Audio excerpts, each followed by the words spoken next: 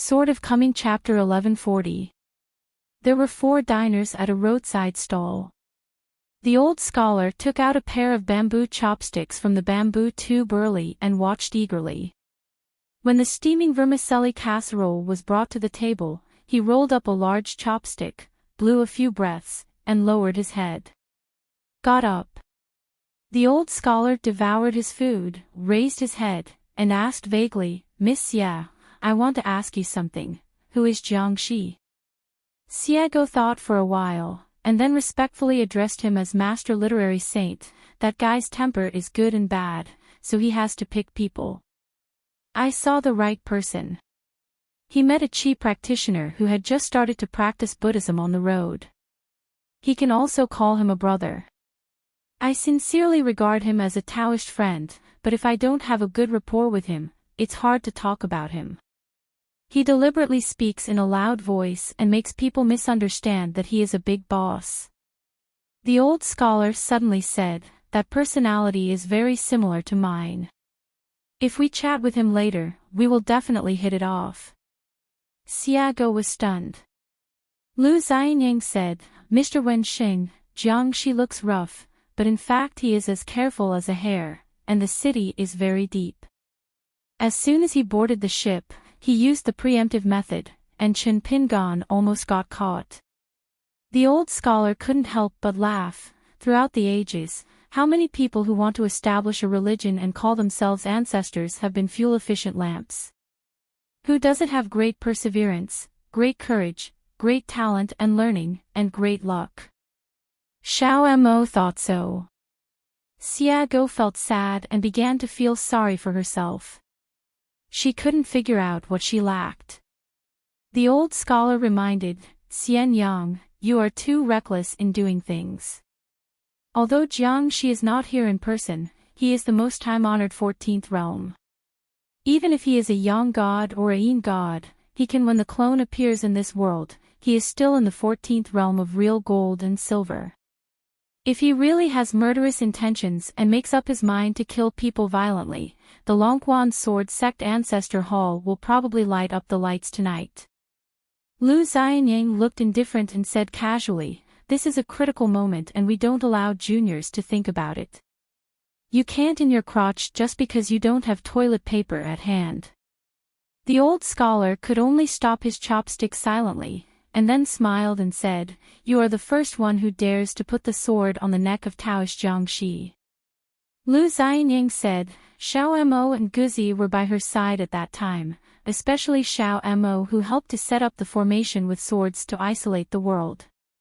What's more, Wu Yan, she had never seen anything in the world. People with high skills are bold. Don't take it seriously.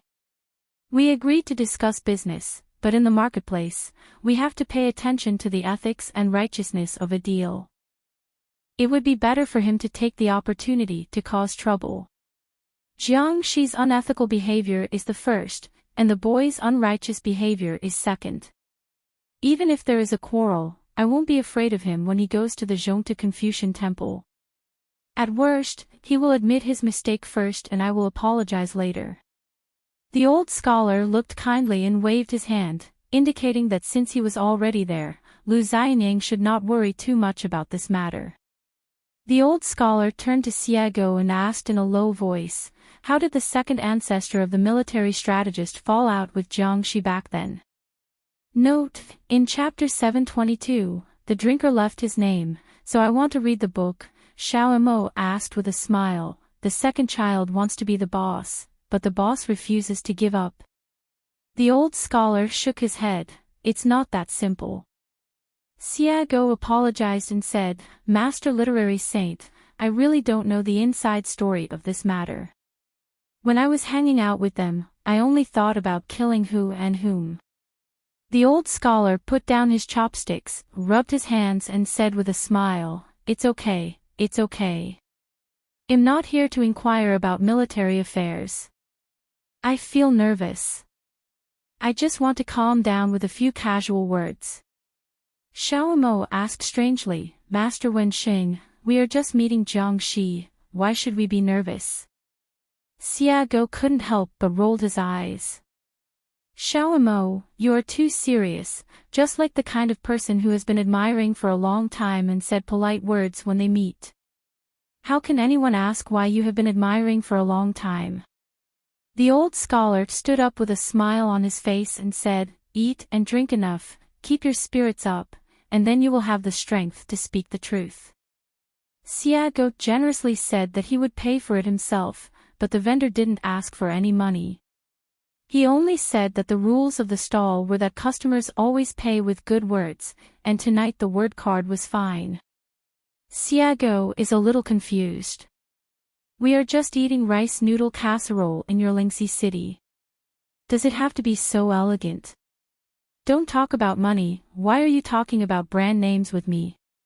She asked in her heart, Shamo, did you pronounce the word sha wrong?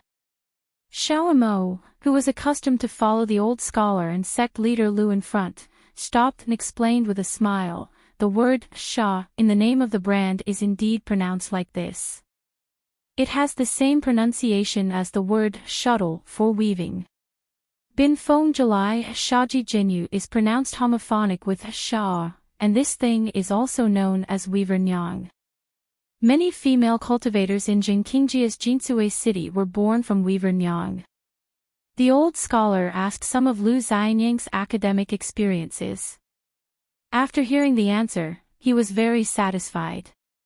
He smiled and said that according to the current academic foundation of sect leader Lu, it is more than enough to be a sage in the academy.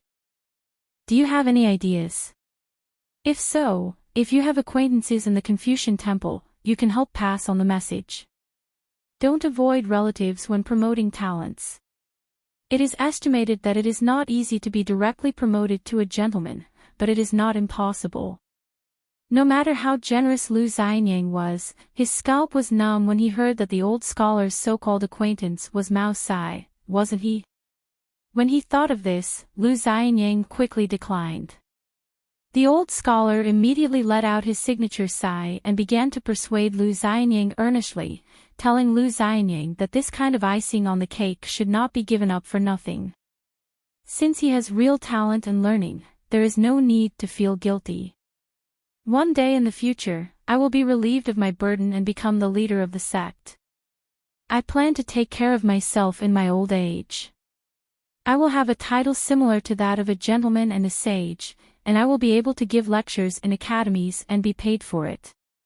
Lu Xianyang said that the sect had heavy affairs and would think about it carefully when he had some free time. The old scholar asked Lu Xianyang to go directly to Liji Academy to report. Xiao Mo knew very well that sect leader Lu would only have the identity of a Confucian sage. So if Jiang Shi had a grudge against the dispute on the night cruise and wanted to have a settlement of accounts, he would have to consider the rules of the Confucian temple first, and he was destined to be unable to get around the young master. The old scholar patted Lu Xianyang's arm. Pingnan is lucky to have you as his friend. Lu Xianyang was always a mediocre person. He slapped the old scholar on the arm with his backhand and said with a playful smile, I'm not as good as Chen Pingan when it comes to making friends. I'm still not as good as Chen Pingan when I'm a disciple. It's really annoying. Over there, the vendor was a little embarrassed when he saw the girl in the mink hat. He insisted that he only wanted to do small business, and no credit would be given. Please don't break the rules of Lingxi City. It was impossible for Mr. Xiago to make up a few good words that fit the rules on the spot. She had an idea and said that she and the new city lord were friends. Could it be convenient to be accommodating? The vendor, however, was an inexperienced person, with a displeased face, saying that if he had known that the girl's words were so tacky, he would not have done this business in the first place. Still muttering there, City Lordly has only left for a few days, and now anyone can enter Lingxi City. Settling accounts and settling accounts, killing pigs is killing pigs, why is the owner of the mountain involved? Xiago was not happy when he heard this. He watched the old scholar and his group gradually walking away from the corner of his eyes, while she continued to fight with her temper. The vendor made some quarrels, and when the old scholar and the others turned the corner, Xiago immediately turned her back, grabbed the vendor's hair, and pressed his head on the table. She stepped on the bench and took out the food from the table. A chopstick was poked on the forehead of the vendor, cursing, "How dare you play fairy dance with me?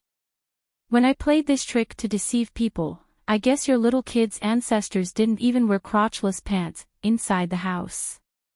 Hearing the voice outside the house, Chen Pingon instantly returned to his normal expression, raised his head and smiled. "Why are you here?" The whole room seemed to light up. Pei Qian moved a chair to sit next to the master and explained, "Master Wenxing came to me and told me the general situation. I feel that such a small matter cannot put the master in a dilemma. So I took the initiative to ask them to come to them and let me make it clear to them face to face. Master Wenxing was worried and told me to meet the master first after boarding the ship, lest in the end no one would be in trouble. I think it makes sense. Master, don't frown, it's really a trivial matter." Chen Pingon took out some more melon seeds from his sleeves, handed them to Pei Qian, and said softly, "It's not a trivial matter."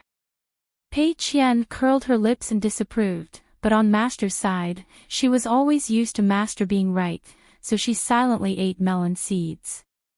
Chen Pingon was chomping on melon seeds and said, "It's just the two of us in the room. There are no outsiders anyway. Master, just tell us what's on your mind." Pei Qian smiled brightly, nodded and said, "Okay, it seems like I haven't had many words with Master alone for a long time." Chen Pingon said, "To be honest, if I'm being selfish, I think the best choice is to be my founding disciple, with nothing extraordinary, scary, or exaggerated background."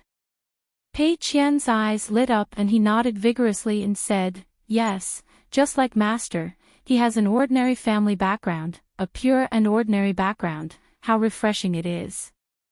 He became an orphan at a young age, and it was hard, but he finally got over it. I survived, and now all the hardships are rewarded, which is just right. No matter how much sweetness there is, I always feel awkward. Otherwise, I will inevitably wonder in my heart, how can I have such a good life? Today's achievements still depend on who and what of our ancestors. Isn't this just like a martial artist? Pure martial artist, not pure anymore. Right, Master?" Chen Pingon said softly. Speaking of his apprentice, he suddenly had an extra pair of parents. Moreover, they had to leave their daughter because of helplessness. They did not abandon her voluntarily because of various Philistine and snobbish reasons. After a long separation, they reunited after all the hardships. After hard work, I finally recognized my relatives again, which I think is not bad. Between heaven and earth, my apprentice seems to have two more people who really love her out of thin air. I have no reason to be unhappy, and I will feel very happy. Because I feel that now Pei Qian deserves and can receive any luck and happiness." Pei Qian lowered his head and ate melon seeds, his eyes red. Chen Pingon murmured, "It seems that the only thing that makes you uncomfortable is the truth about your true identity. It is her inner demon, and it must be eliminated if you want to break through. What kind of is this?" "My disciple Pei Qian, who I cherish and cherish so much, and Xiao Haiden, who becomes so sensible day by day, has become something that must be discarded in the eyes of others, even worse than worthless. But this is a cultivator, this has been the truth on the mountain for thousands of years. So I also know that there is really no one to blame for this kind of thing, so I can only feel a little sulky. Even if the husband doesn't tell you about this, if you don't come to the night boat today, I will also go to Tongisao and explain the matter to you exactly. Master will make some suggestions of his own, but he will definitely respect your opinions and choices." Pei Qian heard this and said, "Master has always done this. She has a book that she has kept till now. Even Sister Wanchu and Xiao Mili have never seen it. Big White Goose once said that people who like to reason in the world can be roughly divided into two types. One is to make themselves feel better, and the other is to make the world easier. Pei Qian said, Master, I tell you the truth. Don't be angry after hearing this. Chen Pingan's mood improved. He said with a smile, Master can't bear to be angry. Besides, Master has told you a long time ago that as long as you tell the truth to me, even if it doesn't make sense or what you say is wrong, don't worry, Master, I will definitely listen to you carefully and want to know your true feelings. Master is not boasting and dare not say that he always has a calm mind. He has never been a moody person and he has never lied to you. Pei Qian grinned and said, I think this is the best. It's just the pure evil intention of their precious daughter who regarded her as an enemy of the road. It's very good. Otherwise, I will really have a headache. Now, I accept it even if I recognize you, even if you don't be awkward, you should call me daddy when you should, and you should be filial when you should be filial. It doesn't matter. Before I met Master, when I was a child, I was hungry for 9 times in 3 days. My stomach was empty, my intestines were so hungry, and I was so hungry. The nodding is like eating my belly, which is unbearable. So Master, don't worry about what kind of knots I will have, let alone worry that this is something Pei Qian has encountered in his life and cannot be avoided. Shu Jian Lake. Chen Pingan said dully, how can I not be worried? Pei Qian's eyes were bright, Master, I agreed in advance, but in my heart, how to be as warm and close to them as the children at the foot of the mountain, I can't do it, at least now. As for what will happen in the future, what will happen in the future? Today's Pei Qian does not guarantee anything about tomorrow's Pei Qian. Chen Pingan nodded, no problem. Pei Qian also became cheerful and said, I've brought Master into trouble again. He's really a loser. Chen Pingan pretended to be relaxed and said with a smile, a little loss is not worth mentioning. Living in a secluded mountain to practice Taoism, it is not good to go too smoothly. Why did you even tell Pei Qian such a thing? Chen Pingan took out some more melon seeds, gave them to Pei Qian, and continued, the next words are things that Master must talk to the grown-up Pei Qian. Pei Qian stopped eating melon seeds and said in a deep voice, Master, please speak. Chen Pingan said slowly, first of all, they didn't protect you once, and they had thousands of reasons. The facts are the facts. Of course I want to believe that they can do better this time, but I will inevitably have doubts in my heart. I will never do it without any reason. Believing them without reservation is irresponsible to you. I don't allow myself to make such mistakes. Some mistakes can be corrected, but some mistakes have no chance to be corrected. Secondly, Master has things he must do. For example, he must go to Qingming World and go to Baiyujing to see Yudo. Master actually doesn't want you, and of course Cui Dongshan, to interfere with this matter. Before going to Baiyujing, although Master and Luo Luoshan were the target of public criticism, their overall behavior was still controllable. As for Jiang Shi and Wu Yan, whether it was the identity of the pair of Taoists or their realm cultivation, they were certainly the highest, but the truth couldn't be simpler. To put it more harshly, right and wrong are nesting together. The higher the realm, the higher the enemy's realm, and the stronger their Taoism and calculation power. Naturally, I have to take precautions, such as figuring out what they want to do. If you get along with them for a long time, what risks will you encounter? During this period, you must also make appropriate psychological preparations.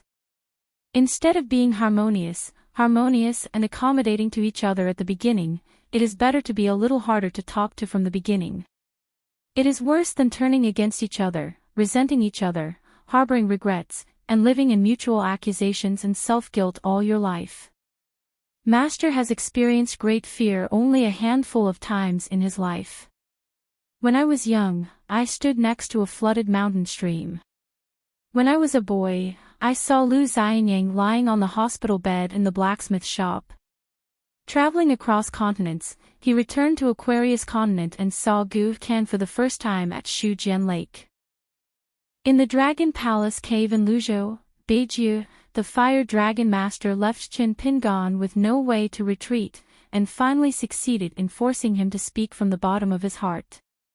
As a hidden official, he returned to Howran, participated in a discussion on the Bank of Time, and saw the sword holder and the sword spirit at the same time for the first time. Place yourself in the mountain of desolation and retreat to face your true inner demons. When I saw Jiangxi this time, I was filled with fear. I won't tell you the specific details. This time Jiangxi took the initiative to board the ship, whether it was a heart-to-heart talk or a confrontation. Of course, it might also be due to some weird psychology. In short, it was a private matter between Master and Jiangxi. Just because the jury is still out and I don't want to mislead you. In both public and private matters, I should not and will not prevent you from recognizing your relatives. But in terms of love and reason, I cannot just send you away casually. Before the old scholar boarded the ship with Pei Qian, Chen Pingan sat alone in the room, eating melon seeds and thinking about his thoughts, reviewing the chess game, and going through the previous conversations word for word, not wanting to miss them. For example, Jiangxi's first sentence was to comment on the current Qigong practitioners, who are flashy and show off their skills. The land immortals who form the golden elixir today are no more different than the earth immortals 10,000 years ago. As for the situation of martial arts after 10,000 years, Jiangxi, as the founder, does not need to comment at all. He is probably disdainful, which is an evaluation in itself. I went to Qingming World and after finishing my business, I wanted to take a look at Lin Jiangxian. But after all, Chen Pingan is not very young, so Jiangxi is inevitably suspected of relying on his old age. So next, Jiangxi asked Chen Pingan a lot of questions about how to give them life. In a sense, this is a big statement that belongs to asking. Chen Pingan was also very particular in his answers, which is not to say that he had no context or clues. It's a sentence of, don't dare to try easily. So Jiangxi followed up with words that did not conceal the negative meaning, if you are too soft-hearted, don't be the leader. From Jiangxi, this kind of statement is still the most justified. After asking about the avenue, there was a heart-searching session from Jiangxi. Is it because you, Chen Pingan, are so patient with me because I am the ancestor of the military strategist? Chen Pingan, on the other hand, is a typical hard-spoken person who speaks softly and neither offends one's temper nor makes one feel down. At that time, Chen Pingan wanted to add a sentence as an argument. I was very patient when talking to Fan Tong and Xie Sanyang, or listening to them. Chen Pingan didn't think much about the encounter at the deserted temple in Tonggishao before, and just regarded it as a chance encounter that could not be written by chance. Now I'm starting to wonder, is there a deeper reason why Wild Qing Li's secrets were exposed? Was it because he was defeated by Jiangxi's martial arts? So what are the true identities of the couple Fan Tong, a warrior, and Xie Sanyang, a ghost? Afraid of missing any details, be careful and be immersed in the scene. Chen Pingan revisits the old place of a mustard seed and uses his memory to create pictures with bright colors in the world of his heart. I saw Jiangxi stretched out his hand to hold down the railing of the stone bridge. This man was almost, just a little bit away from becoming the co-owner of the ancient heavenly palace ruins. Just listen, fellow Taoist Bishao asked me to send you some words. At this moment, Chen Pingan held his sleeves with his hands, squinted his eyes, and listened with his ears. Jiangxi moved out the former master of Bishao Cave in Luobaiden, later Kaizhou Taoist, the old master of Guan Taoist Temple, and now the bright moon in Qingming World is the new owner of the dojo. What to say is another matter. Jiangxi was telling Chen Pingan straightforwardly that as soon as he came out of the mountain, he would be able to drink and reminisce with the old temple master, which was the key.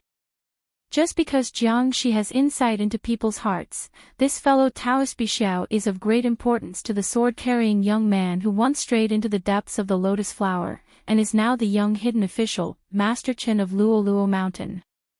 Take advantage of the situation. Have pity on those pancake eaters who are starving to death. Jiang Shi's self-deprecating words were used to ease the atmosphere and prevent himself from appearing too aggressive. After that, 4 unknown people created 5 ghouls. It was all foreshadowing. The real point was to highlight the understatement of, "My old friend got his head." It is obvious that Jiang Shi did not really commit suicide 10,000 years ago, and he was never willing to lose. Faced with a situation of certain death and loss, the ancestor of the military strategist still sought a slim chance of victory, even if he had to wait thousands of years. The so-called ambition in the book is nothing more than that. The Taoist heart is too weak, and a man weighing 100 kilograms cannot carry 100 kilograms of burden. He is talking about Yu Shiwu, but he is also commenting on Chen Pingan, who is now in the fairyland. Is there anything I can give you that you can't accept without accepting it? Jiang Shi, the first ancestor of the military strategist, told it to a swordsman in the immortal realm. Jiang Shi made no secret of his intentions, which was to use force to suppress others. Since I consider myself a scholar and like to reason with heaven and earth, how can I do it without paying some price? It was Jiang Shi, a pure martial artist, who told him that he was a close disciple of the Wenxing lineage. In Israel there was oppression. The one we really want to kill is the half of Lolu mountain. Jiang Shi was showing that he was a well-known teacher. Killing people with righteousness. Walking back to the heaven, my hand is sharp and sharp, who else can I do?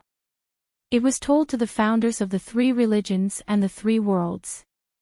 The guests have no reason to clear away the dishes and leftovers. It was told to Confucianists and Confucian temples, and it was because the military masters of the 3 religions and 1 family were talking to Confucianism. It's not good to provoke anyone, but you want to provoke Yudo. What do you think?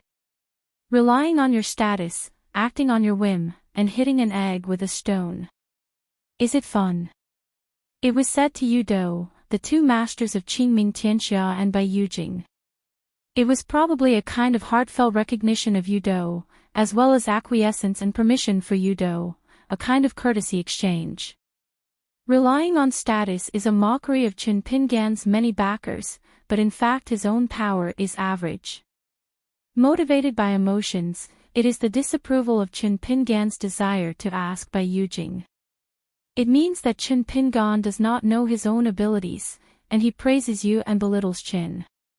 A sentence of, "Is it fun?" is a final sentence. Wanting to shake Bai Yujing just by relying on a mountain of desolation is a farce that looks like a child's play. Those who make up birdcages will eventually become caged birds. Chen Pingan, you know how to cherish yourself. Can Tao and Dharma be borrowed, but can the heart be borrowed? The 3 sentences Jiang Shi deliberately missed were all asking Chen Pingan's concerns. When I set foot here, the long river of time has flowed backwards. Now there is a whirlpool in the water where time has stagnated. I want to see who will save you, who can save you. It is to force Chen Pingan to use all his trump cards. You should go study for a few days, and let him concentrate on practicing swordsmanship instead. It was a deliberate relaxation, deliberately using Lu Xianying to eliminate the tense atmosphere.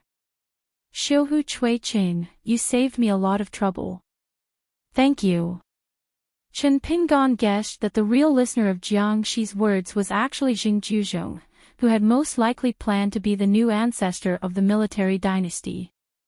Later, Jiang Shi took the initiative to mention Chen Qinglu, saying that Chen Pingan had underestimated the ambition of the man who killed the dragon. It was an opportunity to bring up the past and take the initiative to reveal an unknown love affair. Note, Chapter 727, 5 Supremes, for Immortal Swords, and 1 White, Qingming Tianxia has met the master of Bishao Cave, and Haoran Tianxia has met Chen Qinglu. Within the Haoran Confucian Taoist tradition, Han Fuzi, the deputy leader who reshaped the Taoist tradition and was known as the leader of Taoism in the world, naturally had a close affinity with Yaxing in terms of knowledge, but he put aside the lineage of Yaxing, who had once been a prominent scholar. As for the Yixing, he was on a blind date with Dong Fuzi, the leader of the Confucian temple. It can even be traced back further, and his intellectual roots are only close to those of the Lixing.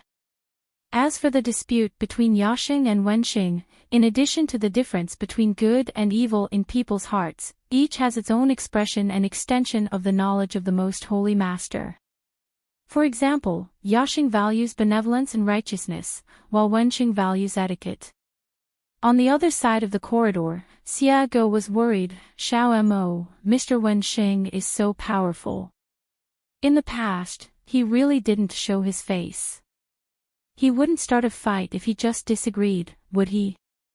Xiao Mo said, "It'll help you anyway." Xia Go rubbed his cheek, "It'll just help you." Xiao Mo said, "You have to remain neutral." Xia Go said, "I won't kill Wu Yan. But joining forces with you to kill Jiang Shi is nothing to worry about." Previously, Xiao Mo and Lu Xianyang were doing their own thing. He drew out his sword and set up a formation, trapping Wu Yan. Lu Xianyang was responsible for informing the Confucian temple from his heart.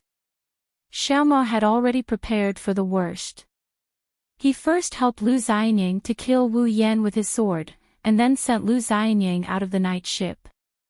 He and Jiang Shi had a life-and-death fight. At worst, he would have to sacrifice his own Dao life in exchange for the loss of Jiang Shi's Dao power.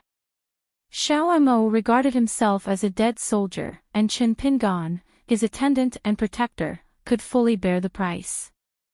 As for whether the ambitious Jiang Shi can accept it, that is something Jiang Shi should consider. As soon as the old scholar raised his feet, the sunken night boat jumped out of the water. It sailed normally on the sea, and when the old scholar's feet landed, he was cut off from the world. Jiang Shi sat upright in the room, only raising his eyes slightly, pretending not to hear Wenxing's rude words. On the contrary, the Taoist couple said 5 words, "A woman who has learned the ways of today's world." She turned sideways and drew a blessing, saying softly, "I have seen the literary sage."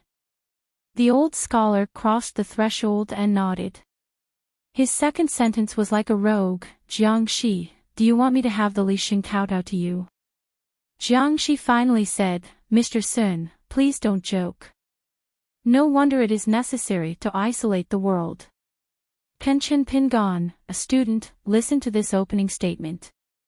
The old scholar sneered and said, "You say you are willing to admit defeat, but in your heart you are very generous. Everything, everyone, relationships, and principles must be pursued to maximize benefits. What is the result? I want to be imprisoned for another 10,000 years. Jiang Shi said, "We will talk about this later when Wenxing has changed from the 4th in command in Confucianism to the 2nd in command." The old scholar put his hands in his sleeves and said, "Oh." At this moment, an all too familiar voice sounded in the room, "Jiang Shi, there is no other place in the world." Jiang Shi crossed his arms and leaned back on the chair. "Young master, are you going to teach me how to behave in the world?" The sage's words give 2 words from afar, "Listen." Jiang Shi choked for a moment. What's going on in the world today? Why do you think the young master is the most reasonable? Damn it, thousands of years ago, the most unreasonable among those scholars was this guy who refined a certain natal character. The spiritual consciousness of the Lixing retreated instantly. Jiang Shi felt light all over. The old scholar clicked his tongue and said, "I'm busy enough. In just a few days, I hooked up with fellow Taoist Longbow. I wonder how many big fish I caught. Did you get along well with Chen Qinglu while chatting?" Jiang Shi looked puzzled. Why is the 4th leader of Confucianism so arrogant in his words? The old scholar suddenly asked, "Fellow Yuanshan, where is your true identity?" Jiang Shi said lazily, "In the wilderness. Couldn't find that Chuxing. This guy is slippery and hard to find." The old scholar nodded and said, "The savage world is, after all, the natural ally of fellow Taoist Yuanshan. Jiangxi said, although I couldn't see an old friend, he asked Fei Ran to send me a message. As long as I am willing to take over the wilderness, he is willing to twist off his head and give it to me, as an apology and a congratulatory gift, delivered. The old scholar said, the great demon Chuxing does have such courage. Yuanshan Taoist friends do not need to doubt the authenticity of this matter. Jiangxi smiled and said, Sage Literary knows those old almanacs that have been dusted for thousands of years. The old scholar stroked his beard and said, I remember when I was a poor scholar who thought he would have nothing to do in middle age. When I went to meet a certain gentleman in the academy for the first time, I was so nervous that I crammed into it and read all the works of that gentleman overnight. That's when I felt a little wise. The old scholar suddenly glared and said, Jiang, those of us who are older, don't rely on the old and show off, don't be disrespectful for the old, and don't bully the young people who are still young. The woman covered her mouth and smiled. Jiangxi actually began to close his eyes and rest. I don't think I can get anything useful out of this conversation with this literary sage today. The old scholar narrowed his eyes and asked, I'm here today. I want to talk to you about the general trend of the world. I just want to ask you one thing. You must give me a clear answer. Will that little girl in Ohua blessed land one day be able to eat? Is losing Pei's money an opportunity for her to attain enlightenment? Jiangxi remained silent. The woman calmed down the atmosphere and said softly, Don't worry, Wenxing. How can we bear it? The old scholar shook his head and said, This is not the answer I want to hear. The woman turned to look at the Taoist monk. Jiangxi opened his eyes, stared at the old scholar, and said angrily, What qualifications do you have to care about my housework? The old scholar was a little tired. How long has it been since then? You, Jiangxi, can't do one thing out of 100 things, not just Jiangxi. Just give me the right words, is it so difficult? Jiangxi turned a deaf ear. The old scholar looked at Jiangxi and said, If you have something to say it well, with less ingenuity and more sincerity. Even if this kind of thing is difficult for you, Jiangxi, no matter how difficult it is, it's extremely difficult. It's hard to be together with Tao ancestor back then. Catch each other and fight each other. Jiangxi just pretended to be deaf and dumb. The old scholar fell silent. Jiangxi sneered and said, You can stop me from recognizing my daughter, no matter how much you talk about it.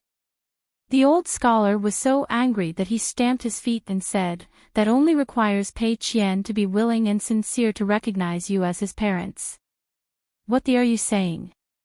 As a parent, everything is right as a matter of course. Is this a battlefield? Is it official intrigue? You, Jiangxi, didn't even give you a guarantee not to harm Pei's money for profit or for the sake of justice. Are you too lazy to give it, don't dare to give it, or are you disdainful to give it? Or you can't give it at all? Fortunately, I still have to hold on to my temper and deliberately put on a show of being a literary sage to see you, so that my students and Xiao Pei Qian will not have a grudge in their hearts. What are you trying to do? You Jiangxi, your mother's military ancestor. Xiao Pingon. If I see someone like you recognizing me, he'll give you a big mouth first. Jiangxi's eyes were indifferent and he said, Have you finished scolding? After you finish scolding, I will take Pei Qian away. I will give Chen Pingon and Luo Shan no less than the compensation and benefits they deserve. The old scholar said angrily, No individual can say such nonsense. Jiangxi's face turned gloomy. Those with the surname Sun, please don't push yourself too far. If you me off, I will make your Confucian temple and this vast world remember you for a long time. Still doing this? Damn it, I've had countless quarrels, this is the first time I'm so angry. The old scholar shook his head as if he had made up his mind, took a deep breath, and said with a smile, Okay. The truth doesn't make sense. You, Jiangxi, have always been a master who believes in breaking all boundaries and barriers in the world. You are just not sure. Is my close disciple capable of plotting to kill you? Jiang Shi smiled and asked, just because of who he is now. The old scholar said, since you don't worry about me, how can I trust the ancestor of the military strategist? Then let's draw a clear path. Each of us will rely on his own ability, and we will be responsible for life and death. Who wins or loses? Jiang Shi seemed to be smiling but not smiling. Are you trying to provoke me? The old scholar had a complicated look on his face. He removed the magical power that blocked the world and turned to look outside the house. It's safe. It's doable. Chen Pingan looked at Pei Qian silently. Pei Qian shook his head gently and said, Master, don't be sad. I didn't want to eat that steamed bun covered in dirt. Over the years, I may have never grown up, I just pretended to be sensible. Xiao Mo held his breath and concentrated, put his fingers together, held the sword seal in front of him, and a blue and purple sword energy appeared vaguely. To rely on the sky thousands of miles away, you must have a long sword. Xiago revealed by Jing's true appearance, with a pocket dagger in her sleeve used to see the mountains, which was one of her trump cards for winning the title of Dao in ancient times. Unexpectedly, when Chen Pingan took one step forward, his body would instantly be shattered into pieces, collapsing into countless pieces of glass. In an instant, he would be reunited into the form of a god. The sky and the earth were filled with mist. He casually came to Xiao Mo and patted Xiao Mo's arm. He came to Bai Jing and patted her sleeve gently, no need. A long and endless staircase to the sky, facing it, is an illusory Bai Jing standing on the ground. The divine man slowly walked down the stairs, waved his sleeves, and dispersed the expected illusion of Bai Jing. When the figure moved from high to low and was pulled by Tao Qi, there was a sign of Taoism forcibly connecting heaven and earth. In the whirlpool of the long river of time, Jing Juzhong slowly stood up and met Lu Qin, who was sitting cross-legged and yawning with his chin on his face. He smiled and said, You guys have good luck in the capital. Outside the sky, a sword light was like a dazzling Milky Way. Without any scruples, it approached the ferry of Qingming Tianxia and came to the path of the wild and awe-inspiring Qingdao. At the same time, inside Jiang Shifen's body, the three martial arts began to make trouble. The colorful world ascends to the city. Qingming will be removed from the palace every year. Aquarius Continent's Luoluo Mountain, Tongya Continent's Qingping Sword Sect, each had a strange phenomenon, each erupted for a while, as if it was the return of the main Fubi. The tallest building in Baiyujing, the headmaster Yu Do, is full of energy. Sword of Coming Chapter 1142. I wish everyone a happy Lantern Festival and good luck in the Year of the Dragon. Chen Pingan in the vast world and Luoluo Mountain in Aquarius Continent have become a battleground for military strategists. Just like that majestic city and town known as the waste of the world, no matter how great the trend is, you still can't get around it. If you want to know the answer to the riddle, you have to ask this person on this mountain. The old scholar was worried and worried. He twitched his nose slightly and took a sniff, as if he were opening a military book and smelled the strong smell of gunpowder smoke. What to do? The matter was so important that Xiao Mo and Xiago rushed to the yard immediately and heard the old scholar remind him in a low voice, Xian Yang, please remember not to act impulsively. Lu Xianying deliberately said with a straight face, don't worry, the swordsman and axe hand will wait until the cup is thrown as a sign before they chop people. Xiago somewhat admired Lu Xianying's determination. This guy was really big-hearted and tolerant. Jiang Shi's guy comes whenever he wants, and his mountain master fights whenever he wants. He's not a polite person. It's already offensive to show up empty-handed, but it would be better if you didn't take the opportunity to get a relative. Instead, you'll look like a debt collector. This is a big deal, how should it end? Xiago was suffocating and couldn't help but cast a sidelong glance at Wu Yan. The latter smiled apologetically as a good friend, saying, "I'm sorry, I've caused my fellow Taoist to suffer." The old scholar laughed dumbly and patted Lu Xianyang's arm. "Don't always feel that you owe Chen Pingon anything." In the private courtyard of the acting lord of Lingxi City, the female cultivator Wu Yan is in the most embarrassing situation right now. When she first boarded the ship, she might have been considered half an outsider, but now she is half an enemy. The woman looked at Pei Qian several times, all with wishful thinking, and could not get any response from him. But Wu Yan was already satisfied with being able to look at Pei Qian a few more times. He was not the kind of appearance that makes people feel stunning at first sight. His hair was tied into a bun, revealing his high forehead, slender eyebrows, and cold expression. Even if Qian encountered such an unprepared change, his eyes were still firm and there was no trace of despair or dejection. Probably in Wu Yan's eyes, such an outstanding woman is not only the most outstanding woman in the past century, not only in the world, but also in the entire human world in history. The more promising Pei Qian was, the more guilty Wu Yan felt, and he stood in front of him, speechless. Lu Xianyang was silent for a moment and said, "Mister, it's necessary. Chen Pingon should be unlucky for having such an obscure friend like me." Lu Xianyang has always known what to say, what to do, and how to get along with his friends. But over the years, the thought of at that time, he went everywhere begging for help, begging shopkeeper Yang of the medicine shop to save people, begging his neighbor Wang Zhu for locust leaves, begging the supervisor of Song Changjing for justice, and I felt very sad. The old scholar hummed, raised his arms and clenched his fists, with a dazed look on his face, and tapped his heart lightly. "I feel the same way." For example, it was only later that I learned that such a proud student just wanted to help my husband sell hundreds of more books. Just bowing my head and toasting with others at the wine table. Every time I think about it, I feel uncomfortable.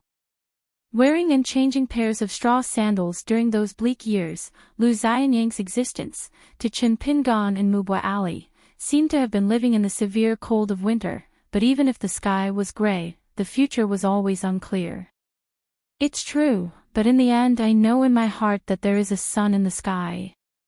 Chen Pingon is not alone. Many people with similar backgrounds and similar circumstances have bleak lives, just like walking in a narrow and dark alley for a long time. Occasionally looking up at the sky, there is always a glimmer of light, like a way out. Lu Xianyang asked directly, "What exactly does Jiangxi think?" After all, he is not the ancient Taoist priests like Xiao Mo and Bai Jing who wrote the old almanac in their own hand. Only by personally experiencing the character of the characters can we make a final conclusion. In fact, if you really want to recognize Pei Qian, why should you deliberately become enemies with Chen Pingon? The old scholar's face was full of confusion.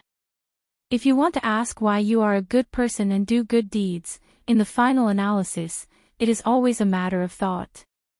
If you ask why it is unreasonable and the branches and leaves are unruly, there are various reasons. Even though Jiangxi's Taoist companion was still present, Xiao Mo was not very polite when he spoke. I guess Jiangxi just takes the title of the first military ancestor very seriously and takes Pei Qian very lightly. This was because Pei Qian was on the spot and Xiao Mo couldn't bear to say harsh words.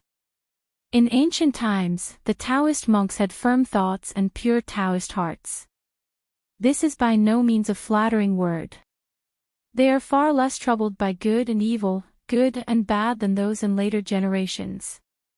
Whether it is Buddhism's Fuxian ape surrendering its mind to horses, or Taoism, for example, the method of killing 3 corpses, or the inner demons summarized by Qi refiners, are all big bandits on the path of cultivation, and thieves in the mountains, on the way to seek immortality and attain the truth. Since Pei Qian is the former the only evil thoughts left in Nian Jiangxi's only daughter's life must be the opportunity to achieve enlightenment in this life. Cut them off immediately, and there must be no sloppiness in the state of mind. The big bandits are in my heart, and the thieves are within myself. After finally waiting for the founders of the three religions to disperse, Jiangxi took it for granted and felt that there was an opportunity to take advantage of it. He was about to do another groundbreaking feat and write a preface to a new chapter. He always felt that Jiangxi would be better than him. Kill my family. Young master, tell the world immediately, just like a beheaded general seizing the flag on the battlefield, Jiangxi will have a reputation, which will make it easier for him to gather troops and horses to overthrow the old world with one go. At this point, Xiao Mo sneered, Jiangxi, this military strategist. He's still the same after 10,000 years. After 5 words of hesitation, he finally stopped talking. She was still worried about adding fuel to the fire. Xiao Mo said, I just have to admit that those who have achieved great things throughout the ages are often ruthless heroes like Jiangxi who are best at killing heroes. The old scholar changed the topic intentionally or unintentionally, and said with a smile, generally speaking, when you are in a situation of death or in danger, those who love and obey may have 1 or 2, and they dare not expect more. I am a student, but you are willing to sacrifice one's life for him, regardless of the cost, shows that what he does is fair and his behavior is desirable. Having such a close disciple, as a teacher, I have a good vision and am proud of my heart. While talking to himself, the old scholar began to pace in the courtyard, stretching his arms and twisting his neck from time to time, just like an old man who returned to his hometown after returning to his official career. He walked slowly and thought on the spur of the moment, I am in a hurry anyway. If you don't come, you might as well talk about it. Do you have any experts? Can you help me get a good fortune? When a guest asked about the interests of the Huai River, he replied, children have been able to defeat thieves. Isn't that wonderful? It's a pity that no one agreed to play a game of chess with the old scholar. Xiago saw that it was a bit cold, and she couldn't bear the embarrassing scene of talking all the time, so she volunteered, I'll do it. The old scholar thought for a while and looked at the young girl in the mink hat who was eager to try. She was probably a bad chess player who liked to say, make me regret a move, so he waved his hand and said, forget it, playing chess requires the most energy, so it won't be a waste of energy. The old scholar twisted his beard and pondered for a long time, and said for no reason, one of the 5,000 words of Taoist ancestors said that if there is more than is damaged, there is more to make up for. This is the way of heaven. In the way of man, if there is no loss, there is more than enough to serve. Only those who are Tao can have more than enough to serve the world. Lu Xianying nodded and said, this is the basis for the saying that the immortal family on the mountain is enshrined today. The earth is naturally nourished for supply. Those who climb mountains to practice Taoism should pay back what they need. This kind of debt repayment is a matter of course. The old scholar lamented, those who have surplus in the world have too much to spare, and those who have insufficient have no place to stand. The smallest number of people who have the most things is a kind of top-heavy, just like people who are sick and lethargic. The movement of the road will not stop, therefore, when the sky changes, there will be many omens and visions. The fields of the noble families at the foot of the mountain, the spiritual energy of the mountains and rivers, the worldly gold and silver treasures, the fairy money on the mountain, etc. must all be scattered and rearranged. Fan. So the founders of the three religions started to spread the Taoism, trying to calm the heaven and the earth, and reconcile the yin and yang. Everything is difficult at the beginning. They wanted to bring an end to an old book that has been written for thousands of years, and then start a new chapter for the world. Head, write a fairly nice wedge. Wu Yan finally spoke. This sentence was very important, we need someone more to do justice for heaven. Back then, Manhuang Zhoumi had such thoughts, and now the Zhang Fenghai of Qingming world must have the same mentality. The methods are different and the paths are different, but they have the same great ambition. Lu Xianyang found a place, leaned against the pillar, crossed his arms across his chest, and began to close his eyes and meditate. Xia Go coquettishly said something fair that seemed to exaggerate other people's ambitions and undermine his own prestige. No matter what, Jiang Shi is the fourth person after the battle to ascend to the sky and before we were defeated together. After all, Jiang Shi was the fourth person recognized by all Taoist priests in ancient times. So her implication could not be simpler. Jiang Shi, the founder of the military strategist, is really good at fighting. Mountain Master, you must take it easy. There is no need to seek victory. As long as you survive, you will win. If Jiang Shi is right, can he do it? Gee, how could Dao Zhu have ended up personally? He had to fight Jiang Shi in a one-on-one battle. Sword cultivator Bai Jing has always thought highly of himself, but he doesn't think he has the qualifications to compete with Dao Zhu. No idea at all. Xia Go frequently hinted with his eyes, "Old scholar, why don't you just move out of the house again? Trouble once is trouble, but a favor twice is not a debt. We, the children of the world, only care about grudges and grudges, so why should we cherish our face too much?" The old scholar didn't seem to notice Xia Go's reminder. He just straightened his clothes subconsciously and said to himself, "The most valuable and respectable thing is that before they ascended to heaven, those martyrs, those sages, those Taoist priests and scholars, they didn't have they thought they could survive, and they didn't care whether future generations would remember their names or Dao numbers. The most important thing was that they didn't even think they could win." After a pause, the old scholar looked at the girl in the mink hat and asked with a smile, "Miss Xia, when you were the first woman to ascend to heaven, what did you think when you sheathed your sword?" Xia Go grinned. "The idea is simple, just 4 words, really win." At that time, Bai Jing was covered in blood, and her robe was soaked with 2 colors of blood, both scarlet and golden. The exhausted woman had drooped eyelids. Her second thought was that this time I decided to get a good night's sleep and forget about everything else. The old scholar continued, "How many ancient heroes have become earthly immortals? Their status and situation are just like the righteous gods of mountains and rivers who are now canonized by heaven and earth, the Confucian temple and the imperial court. They have gained a free body that can no longer be suppressed by heaven. They still give up. Forgetting life and death is just being generous. Why? We must pave a broad road for all sentient beings in future generations. This road is called freedom." After hearing this, Wu Yan's eyes were extremely bright. Even though he was in a hostile relationship, he still sincerely admired the old scholar's magnanimity. "Those who are my enemies are not all villains. There may be flaws, omissions, and mistakes, but you can still be an adult with your own magnanimity, vision, and actions." If the young and rickety old man in front of me had lived in those turbulent years, he would have fought side by side with them, and he would have performed extremely youthful and energetic feats. Wu Yan thought about it for a while and asked something. She had already prepared it. Asked the literary sage. Taoist ancestors talk about morality, the benevolence of the most sage teacher, the etiquette of the young master, the righteousness of the inferior sage, the rules that Yudo abides by. Chen Shan, there is nothing wrong with what we are pursuing so hard, and our respective knowledge bases are not utilitarian in nature. The woman didn't have any aggressive attitude at all, it was more like asking for advice sincerely, or even asking humbly.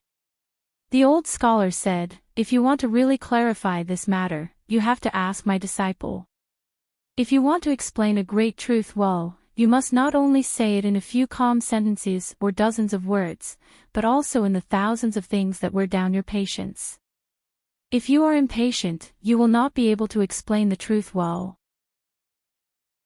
The old scholar smiled and said, "Whether it is called utilitarianism or it is called merit, it is nothing more than maximizing the common interests of all sentient beings without compromising personal interests.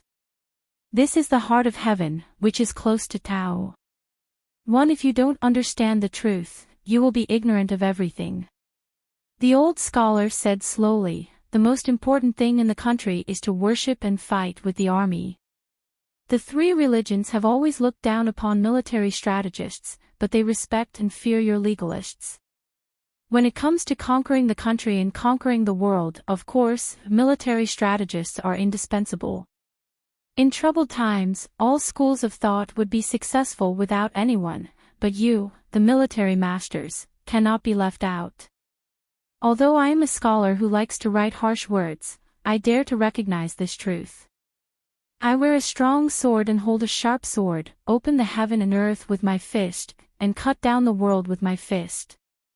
To overcome the thorns, we must forcibly find a way out of this dark world that is lifeless, blocked up and down, and surrounded by walls. We must turn the troubled times, where life is as cheap as grass, into a peaceful and prosperous age where we talk about mulberry and hemp. If the military strategists are not powerful, who dares to say that he is powerful? But, when the overall situation is decided, the emperor sits on the throne, and the civil and military guards the world, it will never be easy. No matter how you set up thousands of laws and punish tens of millions of people, it will never be enough, far from enough. Friends of Wuyan Taoism, do you know the root cause of why it is difficult for military strategists to establish a religion and call themselves ancestors? On the other hand, the three religions of Confucianism, Buddhism, and Taoism are much more compliant. It was not just Jiang Shi who intended to rebel and made a big mistake that led to military strategists. It is so simple to lose this easy-to-get title. Of course, you can say that there are too many disciples of the three religions in later generations who have read their minds wrongly, recited the scriptures wrongly, and practiced the Taoism wrongly. But you should be clear about one fact: the most holy master, Taoist, Buddha Tua, they all have the spirit, the mind, the vision, the Tao, and the skills. They are not so stingy as to deliberately target your military strategists. You can also say that one day, with the talents and skills of the Taoist friend Jiang Shi, he will be respected as a military strategist, and his family will be the only one to unify the world.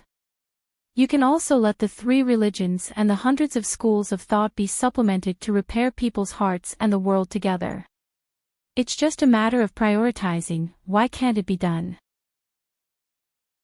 Aren't you an old scholar who wants to go against the grain just because you're sitting in a Confucian temple and getting close to each other? No, in my opinion, if we trace back to the origin, it lies in the purpose of the three teachings, which are different ways to achieve the same goal. Their fundamental knowledge is all about how to suppress desires, such as being cautious about independence, being few desires, guarding the mind, etc. The art of war, military strategists, and legalists cannot be separated. Military strategists are too obedient to the desires of the people, blindly adding fuel to the flames, and are good at taking advantage of the situation and stirring up people's hearts. The divisions of tigers and wolves, with iron armor, are as powerful as floods. They behead generals and seize flags, and judge their merits by their heads. To be victorious in every battle, to be invincible, to break the formation and destroy the country, everyone wants to achieve unparalleled achievements. Just rely on legalism to control the water blockage and not let it go. When people's minds are rough, it will be even more difficult to suppress their desires. Huayan's face was full of surprise. This was the first time someone told her this truth. Pei Qian was about to speak but stopped. Lu Xianyang shook his head gently, indicating that she didn't need to say anything, and just leave it for now. The old scholar laughed at himself. So it's not that I can't trust your military strategists. In the final analysis, I can't trust human nature and desires. The flood is surging, the sea of desire is rising, the invisible water level of the world, the height is here.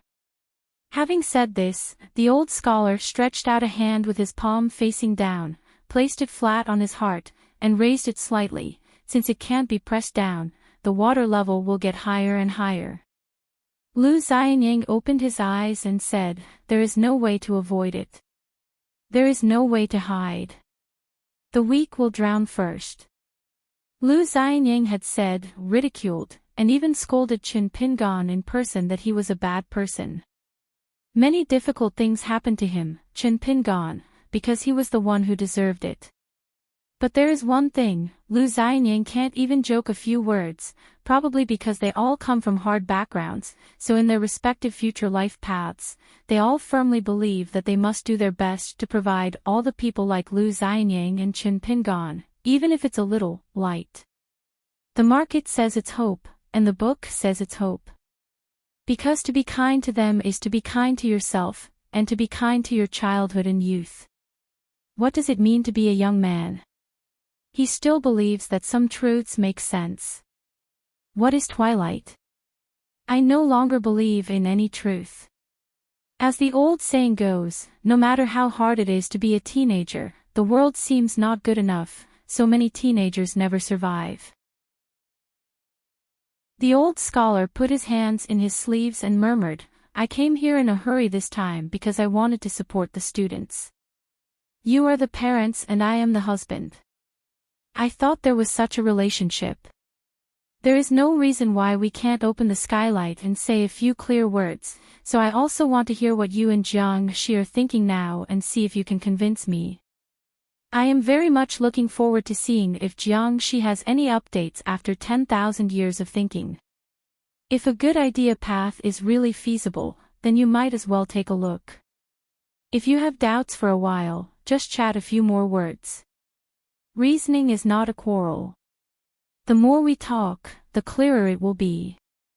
It seemed that he had talked too much, and the old man's face became a little tired. He no longer talked about those sincere roads, thousands of words, and summarized them into one truth, a simple human nature. The old man looked at the woman and asked softly, "How could you let go of such a good daughter?" Without waiting for an answer, the thin old man looked at Pei Qian and Lu Xianying, Xiaoma and Miss Xia, stretched out his sleeves, rubbed his palms, murmured, his eyebrows softened slightly, and his head gradually lifted up to look into the distance. It seems that the spring breeze and warm light that remain year after year are put to use at this moment. The road is the high blue sky and the thick lush, which allows people to cross the sea of suffering. I have a petal of fragrance in my heart, and I am not afraid that God will know it, earth will know it, and people will know it. I have no skills, I can only teach and educate people. The old scholar is not poor, and his life is good. He is not bitter and is patient with everyone he talks to. Thank you for loving me because you love my students. The old scholar is very grateful. No matter they are the elders and juniors of a family, or teachers and students within the same cultural lineage. If there is a full moon, a cup full of wine, a crowd of friends, lights and generations in the same room, with laughter and joy, then what day is not the Lantern Festival? Sword of Coming Chapter 1143. The final place of the ancient battle between water and fire. Jiang Shi's body appeared in an instant, and he punched his head and face. Qin Pingan was not in a hurry to draw his sword. He moved forward instead of retreating. He shook the mountain again as he went forward and received Jiang Shi's punch with one hand. Just as they exchanged punches and then punches, a vortex of time appeared in the sky above the heads of both parties. This was a strange phenomenon caused by the collision and agitation of the fists of both parties with the long river of time. Within the vortex of time, there are still various strange scenes, one after another, showing the fighting process of various ancient battlefields, like a series of smart murals. After all, it was a punch from an 11th level martial artist. Qin Pingan retreated again and again. In an instant, a long blue line stretched out for more than 10 miles, and finally stood still, his sleeves bulging, as if there was something there. A series of muffled thunder sounds. Qin Pingan shook his sword, and the golden light on the tip of the sword flowed and shone brightly. You have some strength. If you are a strong martial artist who dares to take this punch forcefully, you will probably be reincarnated by now. Standing where Chen Pingan originally stood, Jiangxi twisted his wrist to disperse the punch, showing a bit of admiration, and said with a smile, compared to the last time in Taiping Mountain, when he fell to the ground and pretended to be dead after receiving half a punch, there is no improvement. Phew. The 5 martial arts in the body, fighting 2 against 3, are like a battlefield of endless battles. Within Jiangxi's small world of human body, there are like 3 groups of rebels making trouble. This makes Jiangxi inevitably a little irritable, and he must be distracted to suppress them, such as the emperor had to leave the capital to personally fight the rebellion, but he was still at a disadvantage in terms of military strength. Jiangxi didn't need any words or even use the slightest spiritual energy. He just waved. The crack in the earth that he had stepped on with his knees turned out to be a mountain array. The center was the ancestral dragon mountain, and the rest was made of this dragon vein extends out. This hand was like the incisive technique used to engrave seals in later generations. When Jiangxi gave the order, a large formation rose from the ground, and the mountains were undulating. Except for the dark color, they were the same shape as the mountains in the world. The formation was like a mountain pressing down on top, slamming down on Chen Pingan's mustard seed figure in the distance. Like a mountain-shaped seal that is as big as an upside-down mountain, it uses the earth as rice paper and moves toward the Chen Pingan seal with lightning speed. Chen Pingan didn't move at all. He just raised his long sword and made a free stroke upwards, easily cutting it into pieces. The towering mountains then collapsed, and the infinite Taoist meaning contained in the formation, without the support of the hub, turned into a majestic heavy rain, splashing out, and countless golden raindrops fell to the ground. This scene was extremely dazzling. The great catastrophe is overwhelming. Just cut with one sword. Jiangxi smiled. If his skills were limited to this, how could he dare to say that if he had lost half of his skills, he would go up to heaven and have a thorough discussion? As soon as those golden raindrops touched the ground and were tainted with some soil, they transformed into golden warriors. Hundreds of thousands of them wearing armor stood up and formed a formation to surround Chen Pingan. There are still those mountains that have not been completely broken, appearing in mid-air into burly generals wearing various armors, ranging in height from hundreds to thousands of feet, holding weapons, or using various magical powers, or performing various offensive techniques. Dharma, thousands of magical powers, piled up like a dense burst of arrows, clustering towards Chen Pingan. Chen Pingan had a smile on his face, holding a long sword in his hand. His mind moved slightly, and the sword light overflowed, like weaving a bright full moon. The full moon suddenly expanded, and the moonlight enveloped the long sword and the swordsman in green shirt with a hosta on his head. The sword energy was unparalleled, and the moonlight was like water, flooding the entire world in an instant. What magical powers or spells, powerful warriors on the earth, gods in golden armor hanging in the air, the mighty killing momentum were all washed away by the sword energy and dissipated silently. Chen Pingan frowned slightly and looked down, only to see a short halberd of colorful treasures stuck across his heart, which penetrated his heart and back at some point. Slowly pull out the short halberd that is not a real thing, put a little more force on it with your fingers, and crush it gently. All I could see was that the heart that had been pierced by the halberd was just a ball of golden light as thick as mercury. There was no blood at all, so it was not considered a fatal injury. To say it was an injury was probably a bit reluctant. This is the tyranny of this divine body. It is spotless, flawless, and has no defects. The avenue circulates endlessly by itself. Indeed, half of the human beings who can remotely compete with heaven's Zhou are really that easy to kill once Chen Pingan is no longer hiding. Jiangxi stood in the distance, stretched out his hand to hold the spear and to break the formation, put one hand on his cheek, and laughed angrily.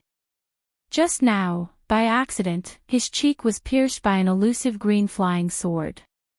However, the wound healed very quickly. Of course, Jiangshi was fine, but he just lost some face. However, a drop of blood was still wiped away by the flying sword. Chen Pingan raised his hand and put the flying sword 15 into his sleeve. He rubbed the trophy with his and looked a little regretful. It was a pity that it did not involve his own soul. Otherwise, if he could be like Cheng, if you hunt down the big demon Hutu in the middle, you will make money. Chen Pingan flicked the drop of blood to the ground, and a useless Jiangshi appeared next to him. This illusion, temporarily cast by Chen Pingan using talismans, is useless in terms of killing power, but it has other uses.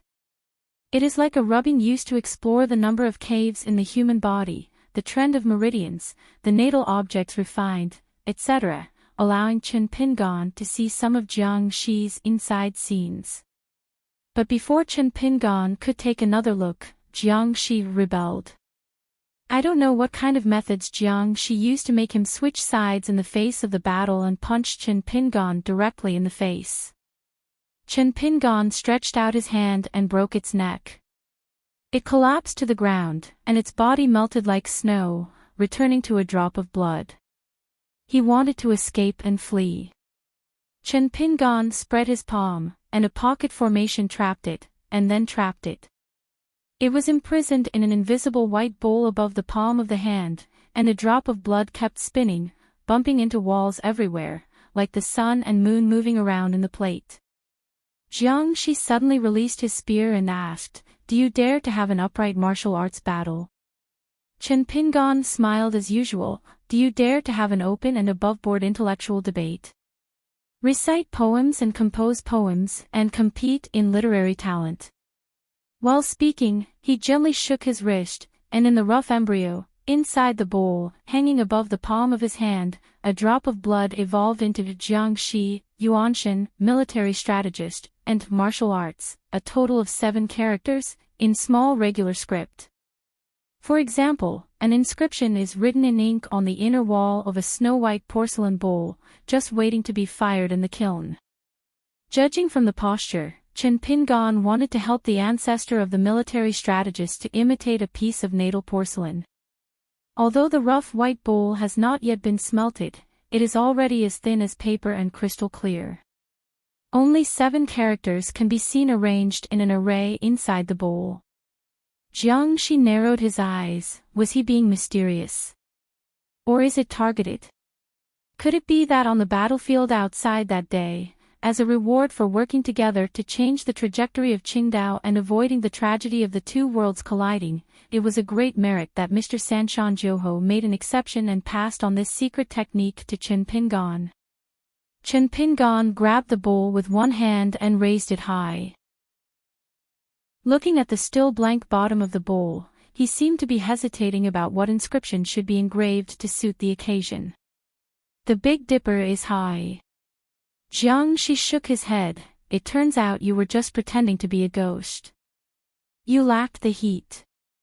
Even if the little Fukan girl from Shueqing Mingtiansha builds a Ziwei Yuan formation in Yinzhou, after all, Chen Pingan is half a one, so naturally he is more legitimate than the ghost Su Wan, and can become a formation in his own right." Hub. This battlefield site of the battle between water and fire does retain a lot of two Taoish charms. It is a natural kiln mouth, but when it comes to this Beidou, the word note cannot be used. Jiangshi was not a demon clan, and had not been sewed by the young hidden official to carry his real name. Moreover, Chen Pingan was not a real fire dragon who had reached the 14th realm. In a fight on the top of a mountain, every great monk has a few tricks up their sleeves, and they may only be afraid of some side tricks that will surprise them and win. During the construction of the road, Jiangshi suffered a lot from this. He was hit by some strange tricks many times, which made him disgraced and wasted a lot of time. Of course, those who were his enemies suffered even greater losses. Chen Pingan pretended to be stunned, as if his trick had been exposed. As expected, he did not write the inscription before throwing it into the dragon kiln for firing. He released his fingers and a white bowl with red letters slid into his sleeve. First condensing water to operate the bowl, and then refining it with fire. It is a simulated water-fire battle that Chen Pingan uses the right time and place to pull the energy of heaven and earth. The remaining heavenly law that has been circulating in the local area for thousands of years will regard Jiangxi as someone who must be killed. The enemy of the road. Linked together. Obviously, Chen Pingan used the art of war to treat others with their own methods. Chen Pingan's pure golden eyes stared straight at Jiangxi. When you are alive, you are wading in a long river of time that you don't know where it starts or ends. There are quite a few similarities. On the path of spiritual practice, both sides have martial arts and magical powers. Jiangxi was the first person in the ancient world to single-handedly kill gods and break the golden body. In this way, you can get a humane, great luck protection. Chen Pingan is the first chi practitioner in Lizhu Dongtian town. So I returned to the gambling table. A stick of incense was lit in the courtyard, and the lights skyrocketed. They are all treasonous and heretical. Their confrontation today seemed like a destiny, like collecting and repaying debts from each other. The shadow of a famous tree. One of the 10 tycoons in the ancient world, the fourth in the world, the ancestor of the military strategist, and the 11th level of martial arts. Any title you pick is enough to make a 14th realm monk feel stressed. Chen Pingan also learned a skill from Xiao Mo. He didn't take it too seriously when asking anyone about swordsmanship. Jiangxi asked, "Did you have any premeditation in choosing this place as the battlefield?" Chen Pingan smiled and said, "Forgot." There were indeed some imaginary enemies, such as Wu Shuangjiang, who had a fight with the night ship, Pei Min, one of the 2 preachers in Lutai, Bai Shang, who conspired with Tianwan and had long planned the fate of Aquarius Island Kendo, and that Wuzhou is very likely to attack and kill Chen Pingan to seize the treasure. In order to imprison one's own divinity, one must choose to forget, use this to build a cage, build layers of passes, and draw the ground as a prison for self-imprisonment and self-exile. Jiangxi looked at Chen Pingan holding a long sword with a sarcastic look on his face, and said with a sneer, "When you recognize the master, you will have strict rules and insurmountable priorities. Why bother? It's better to form a contract as equals in the first place." In short, Chen Pingan, who is now a swordsman in the immortal realm, has a Taoist mind and realm that are the biggest constraints to the sword wielder. During the last mountain climbing reunion, on the surface the sword holder also handed out several swords to Jiangxi, seemingly doing whatever he wanted and not being restrained. In fact, Chen Pingan, as the master, did not have any murderous intention at that time. To be precise, there was no strong ups and downs in Taoist heart, so the sword wielder seemed particularly free, just like she was killing the armored man outside the sky, only because as the master, Chen Pingan is not around. Once Chen Pingan meets the armored man, it's okay if he doesn't have murderous intentions. As long as he has murderous intentions, the sword holder has to abdicate. He must give up the throne to Chen Pingan, change his identity, and let the latter become the sword holder. Jiangxi shook his head with pity in his eyes. "I feel so sorry for you couple, and even more embarrassed.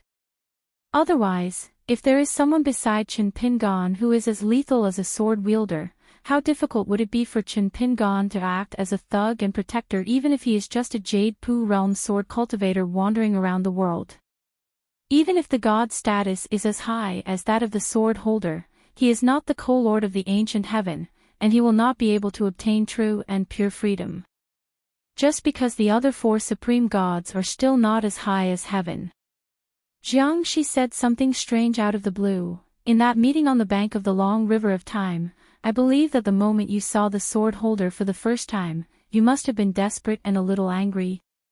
Chen Ping ignored it and said to himself, "I don't want to trouble you, but you took the initiative to come to my door."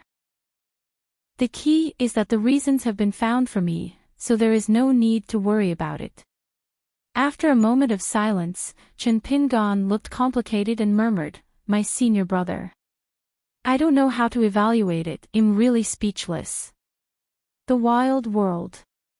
This is a very strange traveling team, both weird and supernatural. Anonymous, a wild man, leads the way. As the only native, he takes a group of outsiders on a tour and introduces the local customs along the way. Having him lead the way can save a lot of unnecessary trouble. The atmosphere in the team is quite harmonious. There is no grievance or enmity anyway. The nameless Do just treats it as a dispensable relationship. Who knows if he goes to Qingming Tianxia in the future and joins them. At least he has someone. A place to stay. In the wilderness, once you make a friend on the mountain, you will often make enemies for no reason. This is similar to the officialdom under the mountain in the vast world. I just don't know what the situation is like in the Qingming world where Taoist officials are everywhere. Nameless, who was walking side by side with Zhang Fenghai, glanced at the team behind him and smiled. Since he was curious, he would know as soon as he left. Qingming Tianxia belongs to this group of private Taoist priests who set up their own sect. The ancestral mountain Liu'e Peak has a very small territory.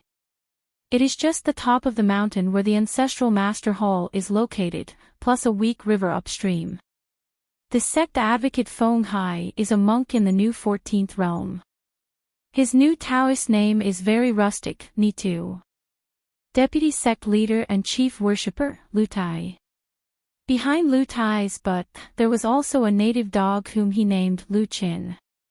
Li Huai, the most famous academy sage in the world.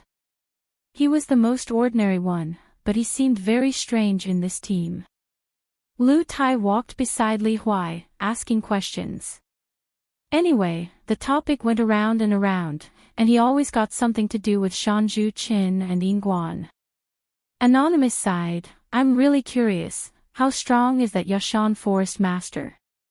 Zhang Fenghai said, "The killing power is so high that I can only say that it cannot be regarded as an ordinary 14th realm." Anonymous nodded and said, "For martial artists like us, this is almost the highest praise we can get." Zhang Fenghai asked doubtfully, "Senior, you always consider yourself a martial artist in your heart?" Anonymous smiled and said, "It is selfishness. After all, the journey of martial arts is not as good as cultivating Tao, refining Qi, and stopping the flow of water. The number is smaller, and the opportunities are naturally greater." Although Zhang Fenghai had been with the nameless ancient wild demon for a short time, he felt that he was quite close to him. In fact, the nameless person was not like this. He had to repeatedly remind himself to wait and see what happens, so as not to be impulsive and join Zhang Fenghai's sect. The Golden and Jade Genealogy Certificate. The gathering and dispersion of fate are like the ebb and flow of the tide. How quiet it is when the tide ebbs, and how majestic it is when the tide rises. Anonymous stabilized his mind and asked directly, "Fellow Taoist, is it considered that you have accumulated enough Taoism and your merits are full?" Since the other party dared to ask this question face to face, Zhang Fenghai was willing to answer such a taboo question and gave the answer straightforwardly: "There is still a calamity to be overcome. When I escaped from the Yanxia cave, I made an agreement with Tao Ancestor that I need to participate in 3-teach debate. Just as one calamity ends, another calamity begins again." Anonymous said, "Discussing Taoism is a huge turmoil, and fixing turmoil is also a matter of cultivating Taoism." Zhang Fenghai smiled and said, "That's definitely the truth. In life, no matter whether it is an immortal or a mortal, practicing Taoism or not, everyone has his or her own calamity and fate. Villains follow their own numerology, but adults are led by destiny, and it's no exception. For example, Wang Jia, the founder of Ruda's city in Fuyao Island and whose Taoist name is Shujuan, said that he had 3 military tribulations to overcome: 1 continent would sink, the sect would be destroyed, and he would be defeated.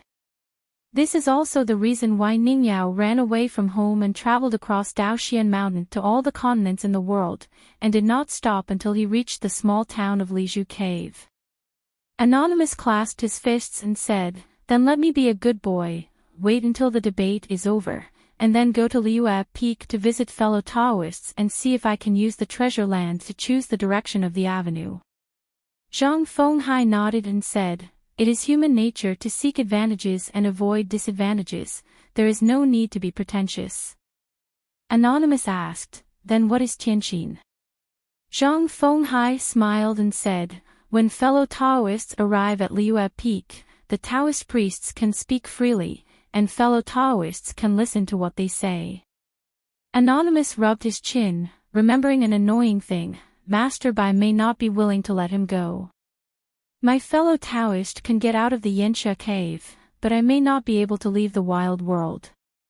Zhang Fenghai said, "I originally wanted to visit Mr. Bai to discuss something on this trip. I guess there must be a dispensable escape route in the wilderness. Once the situation is eroded, it can maintain its incense.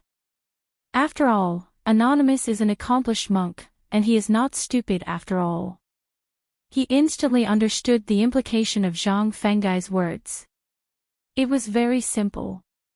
If the wild world was defeated by Hauran, and even Bai Zhe tried his best, regardless of the cost and consequences, he could not make up for anything, then the wild world would need 1 or 2 incense and Tao seeds, who could be able to make up for it. The light continues in a certain place, or takes root, grows naturally, and returns home one day. This is similar to the ascension city of the Great Wall of Sword Qi Tingji, and the Longxiang Sword sect of the Nanposu continent in the vast world, and the guardians who are now in the Qingming world. Qing Quan, the former criminal officer House Su and others.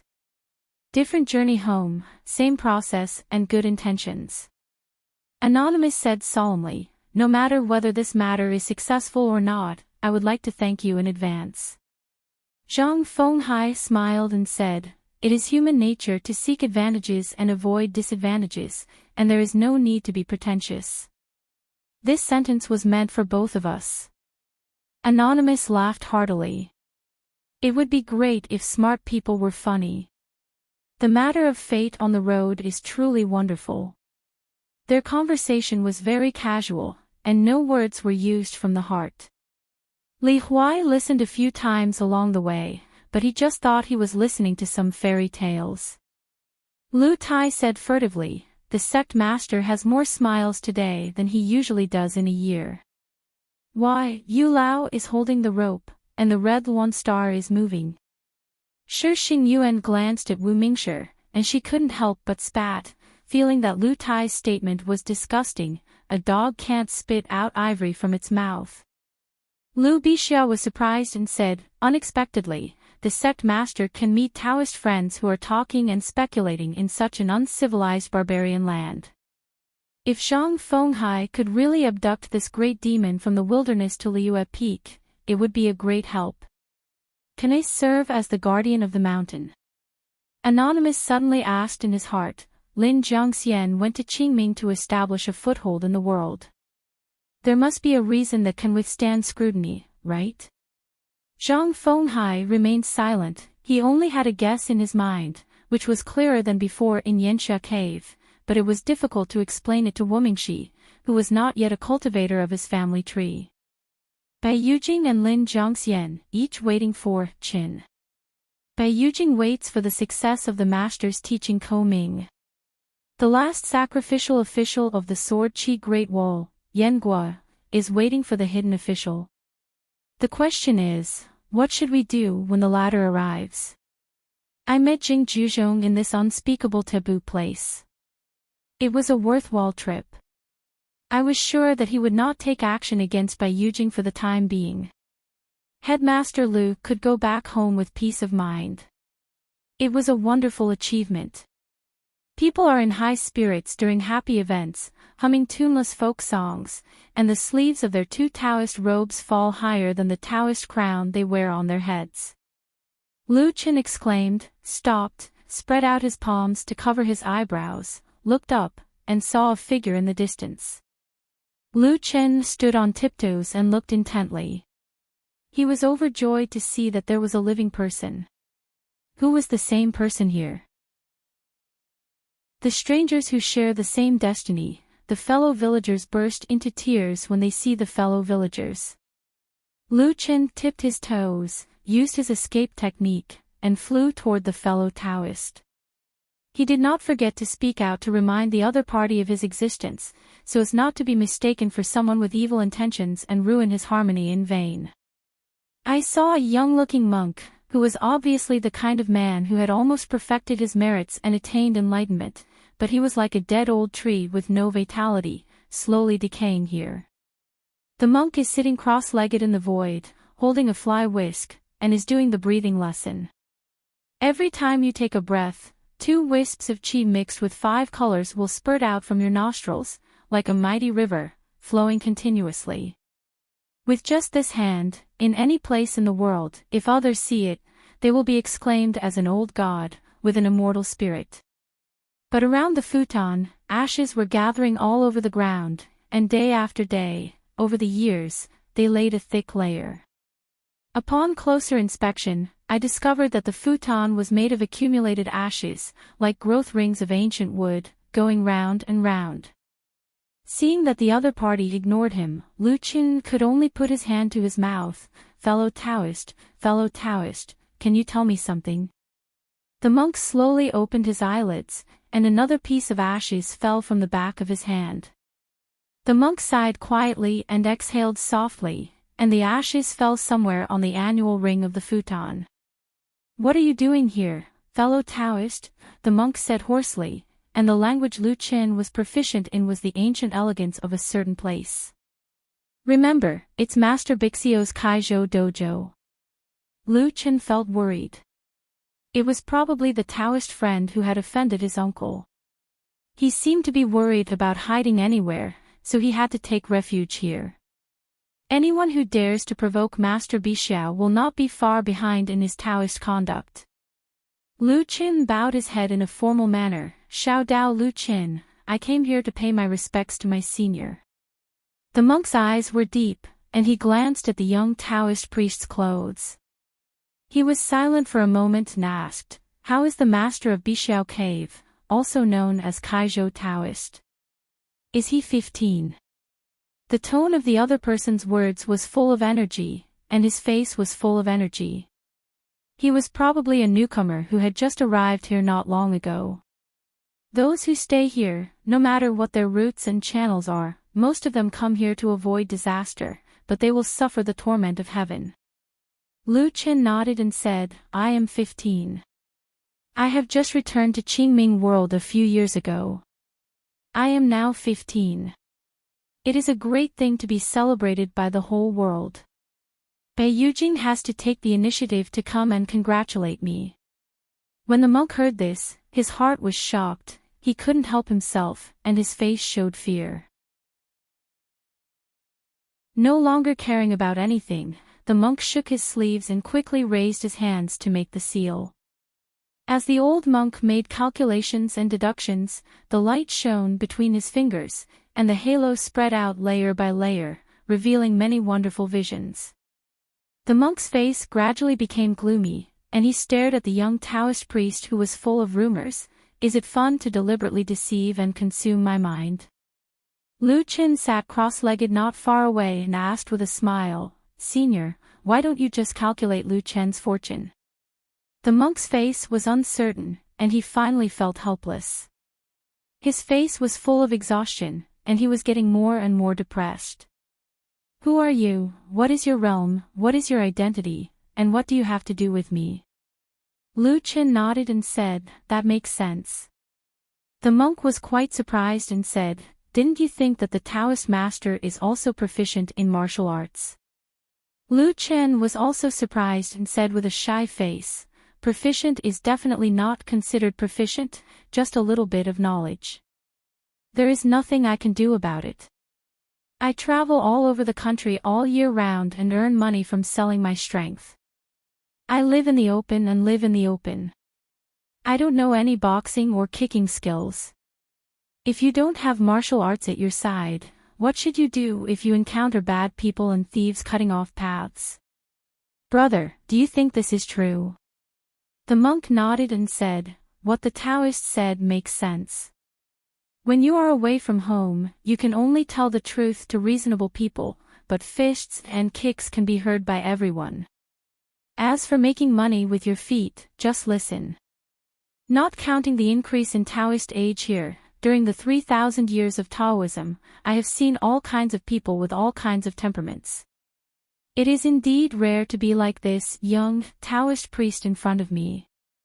After all, the monk liked peace and quiet, so he issued a euphemistic eviction order and asked tentatively, since we only met by chance, where will the Taoist priest go after a short rest? Lu Qin said categorically, when you feel hungry, go home and eat. In the desolate mountain, I first accompanied Lord Right Protector on a mountain patrol. The white-haired boy held a booklet under his arm and raised his arm with one hand, shouting, follow the Yinguan ancestor, eat 9 meals a day, get promoted and get rich. After inspecting the back mountain of Jilling Peak, they parted ways. The white-haired boy said he was going to the sword worship platform to urge his disciple to practice swordsmanship. He and Xiao Mili clasped their fists and said goodbye, saying, see you again. Hi disciple, Yao Xiaoyan, is as tall as her master. The white-haired boy who was secretly praised by Lord Yinguan as walking in the arsenal, has taught Yao Xiaoyan 3 swordsmanships, corresponding to 3 natal flying swords. The white-haired boy was not in a hurry to go to the sword worship platform. He walked alone on the mountain road, dipped in saliva and looked through the book. It was a supplementary booklet, recording in detail the trivial matters and grudges in the mountains. For example, when Qingqing was so bold that he dared to give Yinguan Patriarch a drops at Jing Daifeng's side, saying that there were some complaints from some Shanshui mansion newspapers, and questioning why Yinguan didn't go to the wilderness. Thinking of this, the white-haired boy closed the book and muttered, I'm angry, I'm angry. At this moment, a voice sounded in my heart, if you don't go, there will be a reason not to go. The white-haired boy felt as if he had been hit by a sap, his heartstrings tightened, and he stood there without moving, as if he had been cast on a body-holding spell. A golden light shot out from between its brows, Wu Shuangjiang appeared, and walked straight forward, follow me. The white-haired boy drooped his head, looking sick and scared. With Chen Pingan's character, since he promised Wu Shuangjiang to take good care of the white-haired boy, he would do his best without any ambiguity. In fact, when Wu Shuangjiang and his party asked about the general result of Bai Yujing, Chen Pingan might know earlier than the monks at the top of the mountain in Qingmingtiangxia. For example, when the Luolu mountain genealogist fell to the point of almost no state, is when this Taoist friend Hong Ho is at his weakest physically, mentally and spiritually. Chen Pingan knew well at that time that Wu Shuang must have died when he landed on the boundary of Bai Yujing. In terms of emotion and reason, in public and private matters, Luo Luoshan should immediately arrange a guardian for the white-haired boy. For example, Xiago, or an old deaf child. Anyway, you have to be at least an Ascension Realm person. But since Chen Pingan didn't do this, that is an answer in itself. This answer does not need to be told to Chen Pingan by Wu Shuangjiang, who went to Night Ship, Wild World and Colorful World. With Wu Shuangjiang's talent and secret skills, he opened up a path to the sky that was invisible to all ghosts, so that neither Bai Yujing nor the Confucian Temple could detect his whereabouts immediately. Change of environment. Of course, if Confucian Temple and Bai Yujing are intentional, it is assumed that there is a possibility that Wu Shuangjiang can resurrect the soul through the corpse, and then use this to deduce the truth and process. Staring at Luola Mountain, there must be clues. But the problem is that the Li Sheng has been to the great Li capital city, and several of the most popular students of the Holy Master have even been to the Luopa mountain because of the matter of being granted the title, since they didn't say anything. So the Confucian temple's attitude towards this matter is worth pondering. The previous appearance of the sword holder in Qingming Tianxia was not some kind of demonstration by Chen Pingan to Bai Yujing, but a reminder to Wu Shuangjiang. As agreed, we can take action. Lu Fang fell to the ground and knelt down. After getting up, he thought for a moment and crossed the continent in one step to Tongya Island. Soon a Taoist friend, Tong Yi, with a dull expression appeared next to Lu Shi. I saw that he was wearing a jasper crown on his head, a pair of golden eyes, and a jade pendant hanging from his waist, which described his ancient appearance and the atmosphere of a prince. But his face is covered with scabies, and his attire changes erratically. He may be wearing a green robe and a jade belt, or he may be wearing plain linen, or he may be wearing armor. This is the combination of Tongya Yizhou's luck, or the manifestation of the sage. Lu Fang said, the sages of the Confucian temple are full of worries about Ai Aizhou, so I prefer it. Beijiu Luzhou is the most unruly, so I favor it. You, Tonggishao, have always been the most close-minded, so I am willing to let you manifest. In the future, when he goes to the wilderness battlefield, no matter what his identity is, you will follow him, as if we are returning the favor to the wilderness together. For some reason, Jiang Shi felt that Chen Pingan had become unfamiliar in his eyes, which actually made him, the ancestor of the military strategist, feel the murderous intention and pressure of a great struggle for no reason. Chen Pingan said to himself, I finally remembered. The founders of the three religions have dispersed, and the situation has changed unprecedentedly in 10,000 years. Everyone is fighting to survive, and only one can succeed. It turns out that senior brother Chui has been healed a long time ago. Let my junior brother lead the army. Chen Pingan came to establish the religion and call him the ancestor.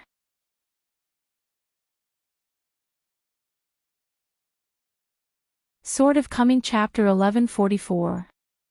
With a smile on his face, Chen Pingan flicked his sword with his fingers. The tip of the sword trembled slightly, making a clanging sound. The sword's aperture spread out in circles, illuminating his whole face with energy and great freedom. The bird in the cage bumps into the wall with a slight flutter of wings, the frog in the well looks at the sky like a boundary painting. We, who hate each other and have a hard time with each other, can finally say a few big words to the world, and in our hearts talk. When Jiang Shi heard this, instead of making any sarcasm, he felt somewhat enlightened. This finally makes sense. Climbing mountains to seek immortality, what are you afraid of? People who practice Taoism are afraid of the eventuality, and become 10,000.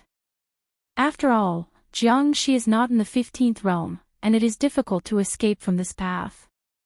There are still ups and downs of calamities, which are inevitable. Jiang Shi glanced at Chen Pingan and said, the real Taoist age is a bit too young. If you win, you will inevitably be suspected of being defeated by force. If you lose, it will be even more disastrous. On the other hand, if this young sword cultivator loses, it will be an honor even if he loses. But if he wins, the future trend of the world will be even more unimaginable. Just say how will Zhou Zi, the fortune teller, deal with himself then?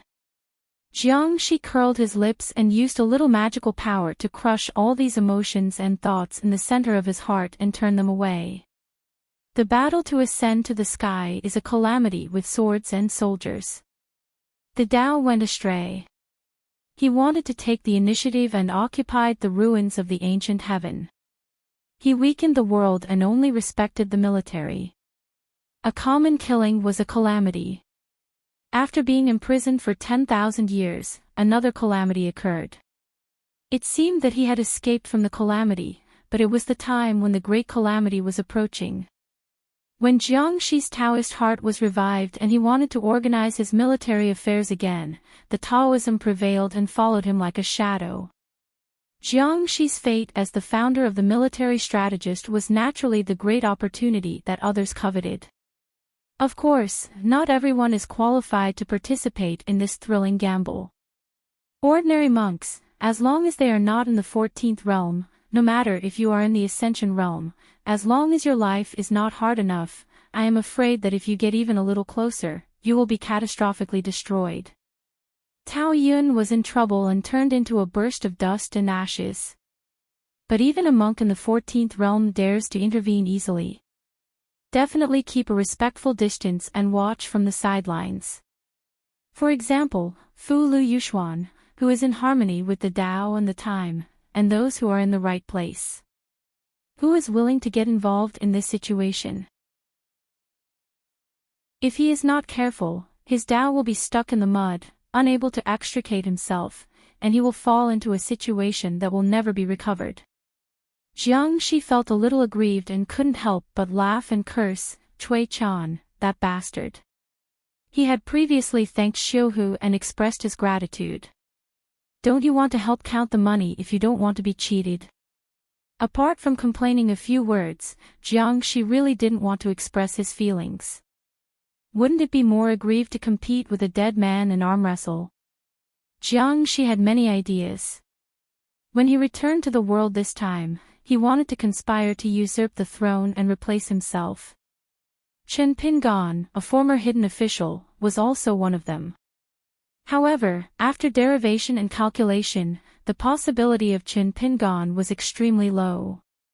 The biggest reason is not that Chen Pingan is too young and his level is not high enough for the time being, but that Chen Pingan does not have such big ambitions. In addition, Chen Pingan's biggest imaginary enemies are Bai Yujing and Yudo. For both parties, it is a personal grudge. Unexpectedly, Chen Pingan changed his mind temporarily, withdrew the long sword in his hand and asked him to withdraw from the battlefield. With a flash of sword light, the long sword appeared near the leaning pillar in the northwest that connects the sky and the earth. Chen Pingan moved slowly, and rolled up the sword. He lifted up his sleeves, shook his wrists, and said with a smile, "Then as you wish, practice your hands first, so that the younger generation can fully experience the tremendous power of the 11th realm martial artist."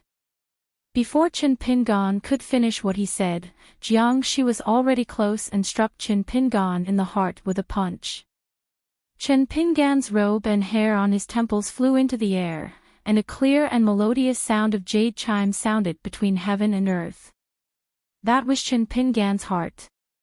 The bones in Ping An's body trembled, and his body flew more than 1,000 feet upside down like a kite with broken strings. Golden blood oozed from the 7 orifices on his face and floated to the ground. Jiang Shi succeeded with one blow, and showed no concern for the strange golden blood. The next moment Jiang Shi caught up with Chen Pingan, folded his hands on top of each other, and with his fingers like hooks, he stabbed straight into Chen Pingan's chest and suddenly thrust out. Damn it, Chen Pingan's body was torn apart on the spot. Jiang Shi squinted his eyes and stood still, wiping away the golden blood that was splashed on his face.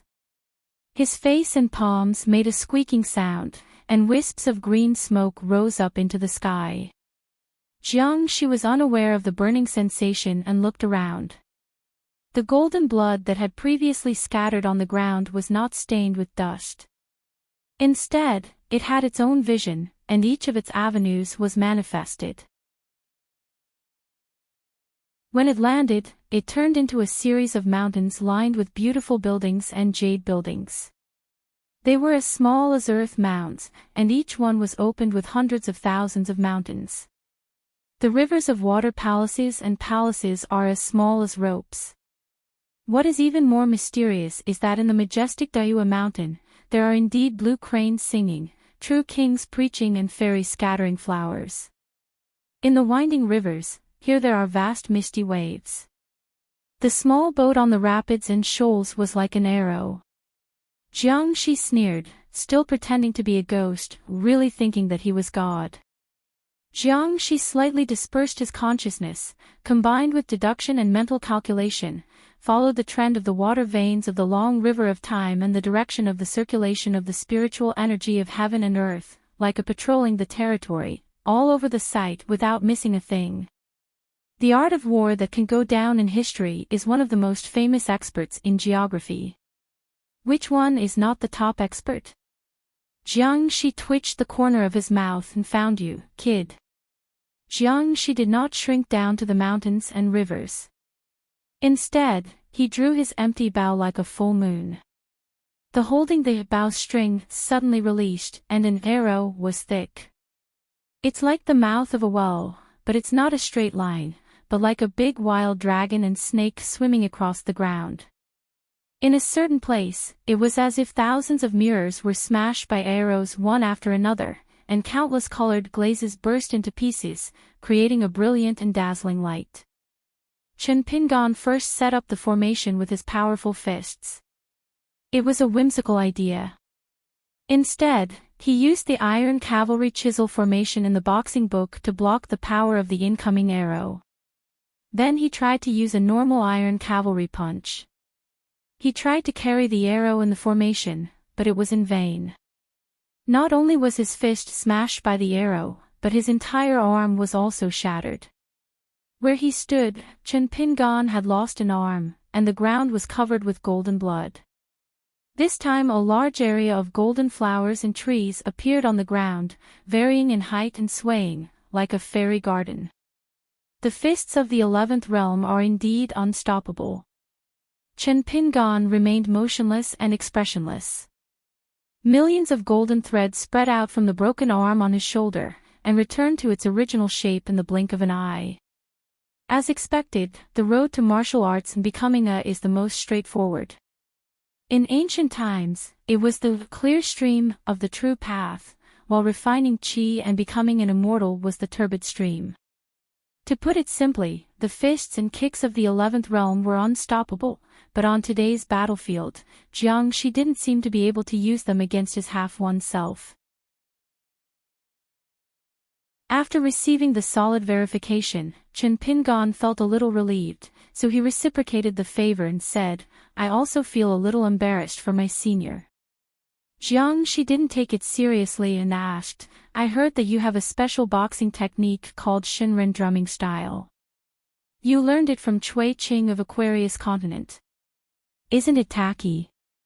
Chen Pingon nodded and said, it's not tacky. Jiangshi smiled and asked, Grandmaster Qin, you don't think that the 11th realm is really worth it, right? Chen Pingon asked doubtfully, otherwise. Jiangshi said calmly, there is no doubt that boxing is a good boxing. But if Cui Qing is here, I can teach him what the real god's drumming style is. It is said that Chen Pingon, the second shopkeeper at the Great Sword Qi Wall who was not doing his job as a slave, fiddled with the seals of Baijiangxian and Jianjiangxian. For thousands of years, Jiangshi has lived in seclusion in the mountains, overlooking the world. Several martial arts schools in the world are prosperous.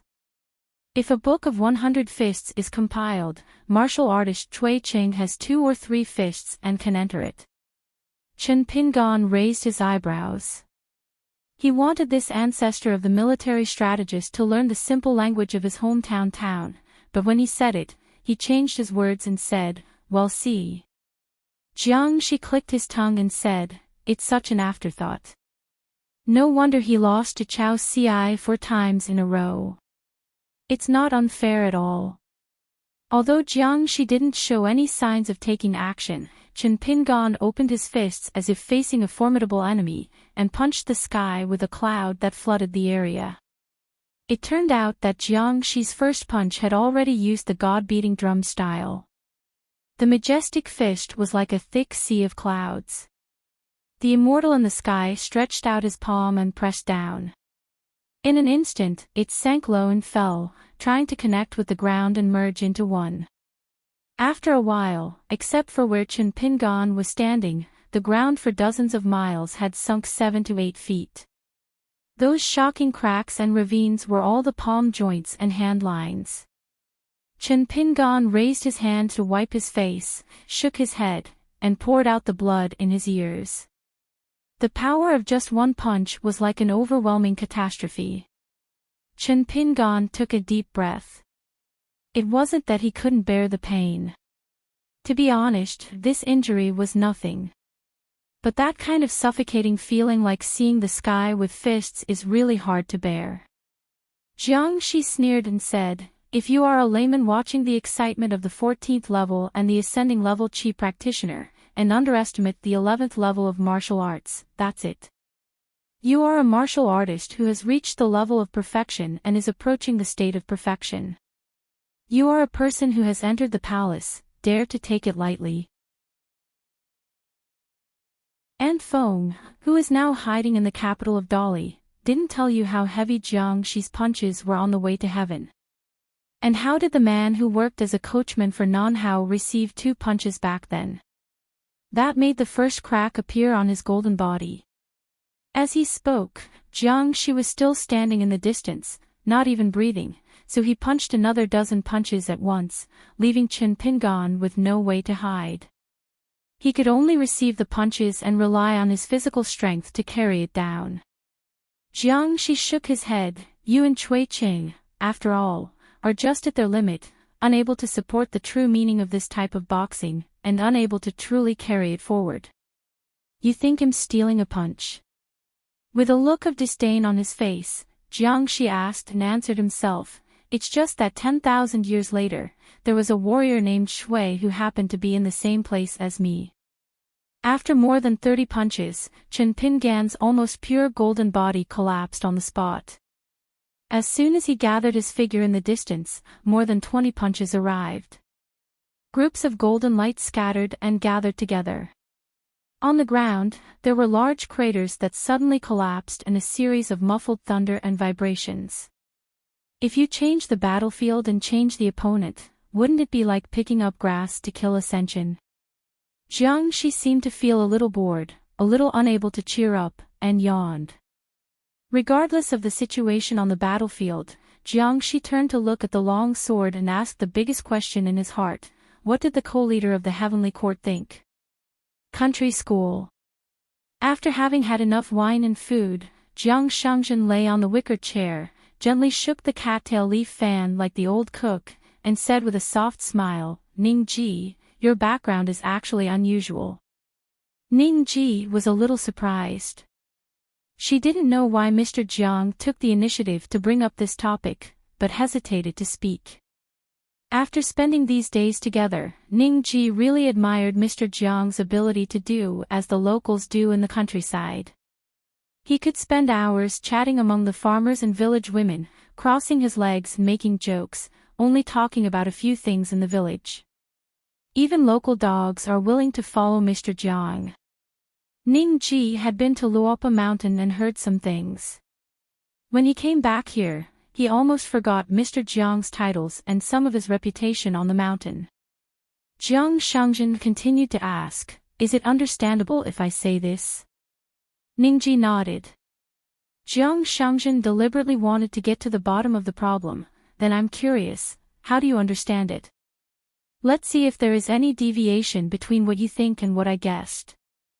Ningji hesitated for a moment, then chose to say frankly, if it was just my husband who accepted me as a student, I might not think much about it. Before Jiang Shangzhen left, he asked, Ningji, tell me, your husband and I are 2 different people, how come we got together? We have a good relationship. Ningji shook his head, Mr. Jiang, let me think about it. Can you explain the answer after you return to the school to teach? Jiang Shangzhen laughed and said, what are you thinking about? Don't you already have the answer? You guessed it right, it's just one word, money. Yuaning deliberately fell at the end of the team, separated from the team for a long distance, and walked alone on the road in a foreign land. The unknown wildflowers were blooming gorgeously and the fragrance was fragrant. Yuaning lifted up her embroidered shoes and gently brushed through a field of delicate yellow flowers nearby. She turned around to look at the short flowers from time to time, as if waiting for someone to catch up. She was born in the blessed land of Shiyu in the Qingming world. The two preachers were both Hauran monks. The first master, Lu Qi, and the second master, Chao Zhu, had both the reputation of preaching and the kindness of raising her up. Sure enough, Lu Qi appeared soon. The white-clothed Xing looked like an immortal, with a gentle expression. He encouraged him with a few words of encouragement to this disciple whom he regarded as his own. In fact, there was not much to talk about in the monastic affairs. After all, Yuaning was so kind. Immortal material, cultivation is like the breath of an ordinary master. Lu Qi took the initiative to chat about the elusive night ship, giving Yuaning the opportunity to board the ship for a visit, such as visiting Entry City and Lingxi City over there. Yuaning joked, "Master, it would be more lively if you join our sect with the second master." Lu Qi looked up at the team in front of her, shook her head and said nothing. In addition to Zhang Fenghai, who is already at the 14th level of cultivation steadily, there is also Wu Fu Fingru, who is one of the 10 people in Qingming world. There is still Lu Bixia, one of the 10 candidates, who serves as the master in charge. The female founder of Yongzhou Xianzhang sect, her master is Xing Yuan, her Taoist name is Photography Cloud. She is responsible for taking care of the sect's money bag. She is not a high-level person, but has a lot of authority. For such a sect, no matter how small the number of people is, no one dares to underestimate it. At the front of the team, the deputy sect master stood beside the sect leader. "Sir Sect Master, as long as we get rid of that white-skinned man in Luzhou, Beiju, we will be the sect with the smallest number of people.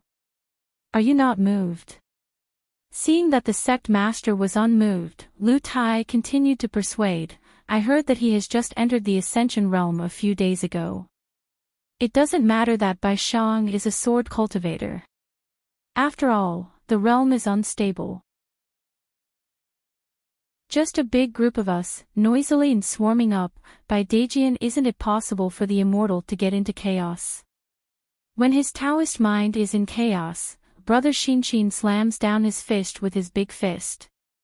Lu Zhonglu follows up with another Taoist spell, and I can take advantage of the chaotic black tiger to dig out its heart and kill it with one blow." Although they had only known each other for a short time, Anonymous still admired Lu Tai's shamelessness and lack of tone in his words. At the same time, Fengai's arrogance becomes even more overwhelming.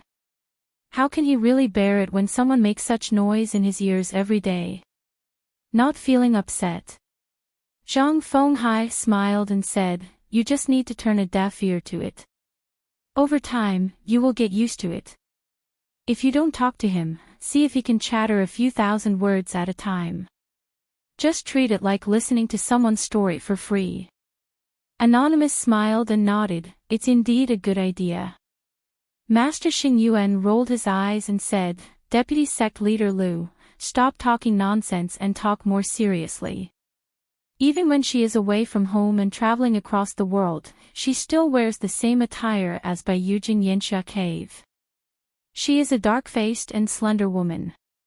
She has a wooden hairpin in her hair, a sarong skirt and cotton shoes, and she is like a woman who works in the countryside all year round." Like a young woman, walking among this majestic team of immortals, the master's palace looked very eye-catching. Lu Tai complained, "Do you understand the rules of officialdom if you don't use a deputy when addressing an official position?" The master was helpless and said to Zhang Fenghai in his heart, "Sect master, why don't you make a sect rule and simply not allow Lu Tai to speak?" Zhang Fenghai also turned a deaf ear. Lu Tai coughed a few times, moistened his throat, and recounted some old stories. In ancient times, gods and earth, the majesty of heaven was unfathomable, and a large number of witches appeared in the world. They are responsible for entertaining the gods and offering praises to the worshippers. They are also called those who receive the gods. They are like interpreting the changes in the world and explaining the joys, sorrows and joys of God for us. However, because our human race is too weak in body, we are always dominated by monsters with strong bodies. The tribes hunted and killed them wantonly and used them as food. In the early days, the human race had almost no power to fight back, resulting in a lack of incense. The gods of the old heaven felt that this was not possible. One of the gods of the Thunder tribe, with the might of heaven, took the lead in coming to the world to kill. The corpses of those stubborn monsters are piling up in mountains, but this will only cure the symptoms but not the root cause. How to do it? Either simply kill all the monsters that eat people everywhere, or let the humans who are worse than ants be a little bigger. The Confucian scriptures of later generations have disputes between ancient and modern times, and there are also people. For example, we have they all belong to the category of modern people. The old guys like the ancestors of the military strategists are well-deserved ancients. The gods began to give us a strong skin and a little more soul. The one soul and two souls of the ancients it has become the 3 souls and 6 souls of today's people. Liu Bisha asked, isn't it 3 souls and 7 souls? Lu Tai smiled and said, the last soul was found by the Taoist priests in ancient times after untold hardships. It was not a gift from the gods.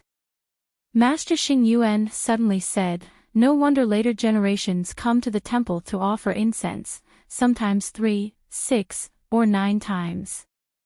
Lu Tai glared and said, I didn't say that. Couldn't it be the calligraphy and painting seal, or 1 or 3 used to supplement yang in odd numbers? Lu Tai hurriedly put his hands together, muttered some words, and then said seriously, the literati worked hard, the masters taught themselves, and wrote books and biographies. They are all described as the fragrance of the heart. When the word hunting was mentioned earlier, Lu Tai deliberately glanced sideways at Anonymous. Lu Tai turned his head, looked at Li Huai, and asked with a smile, if a long river of time is an incense burner, Li Huai, guess what the new incense is? Li Huai shook his head. He has never been good at guessing puzzles and solving problems. Your 7 souls are the incense burner, and your 3 souls are the incense. After hearing such an incredible answer, Li Huai was shocked and inevitably wondered, what does you mean? Lu Tai smiled and said, the Taoist ancestor was the first to propose the way of heaven and the way of man. There is a word of consecration. In this way, the gods in the ancient heaven are no longer the only orthodox way of heaven. The way of heaven seems to be there is the embryonic form of the distinction between the old and the new. The paths of spiritual cultivation of Qigong masters, Taoist priests, scholars, and hundreds of schools of thought have the basis of the great Tao. There is a road. It's still a legitimate path. After that, the young master, our ceremonial sage, connected the heaven and the earth and cast the 9 cauldrons on the top of the mountain. Before that, how to breathe, eat, sleep, how to walk, why do we think, where do our thoughts come from, where do we go, and so on, the simplest questions have become the most difficult questions. Over time, it is the practice of practicing Qi, if you want to understand it, is to practice Taoism. During this period, of course, there was another spell falling like rain, which was like sending charcoal in the snow. A group of ancient Taoist priests who practiced human form, even the golden body state the bottleneck was also broken. From then on, he became an immortal, covered the earth, traveled far away, resisted the breeze, rode on the clouds, his body was taller than the birds, went to the bright moon to enjoy the scenery, to the sun palace to hear the truth. With the mountain the peak state, the 3rd level of the end, the energy is strong, the true state is restored, the spirit is reached. Hearing this, Li Huai couldn't help but asked in a low voice, does heaven not care? Lu Tai felt worried, Guan, how could you not ignore it? The ants are a little bigger, but they are still ants.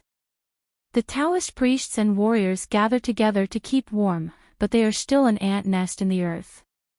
The gods came and killed the human world with blood flowing into rivers, and killed all the enlightened living beings to tremble.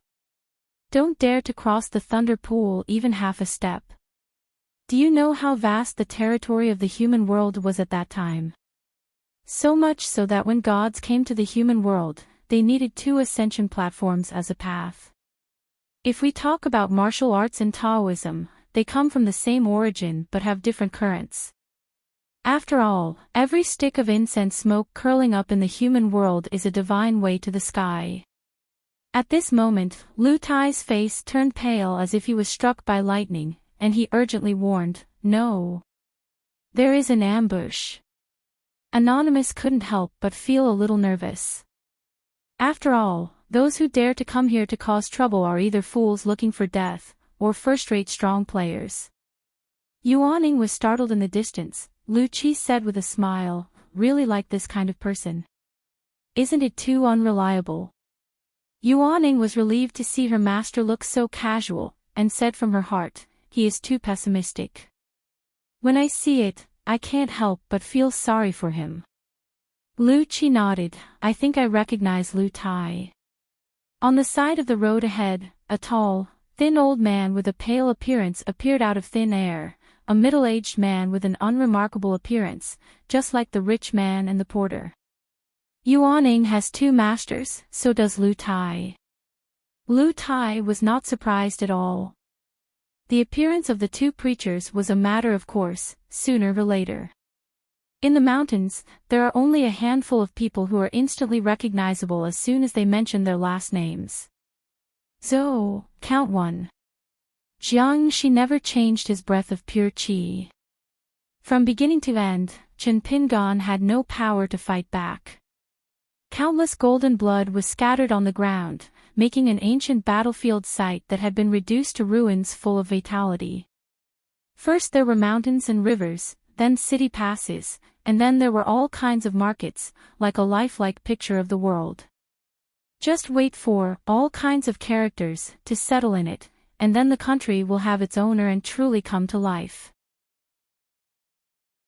The only flaw, the slight flaw in the white jade, is that more than 70 crisscrossing ropes have been stretched out between the sky and the earth.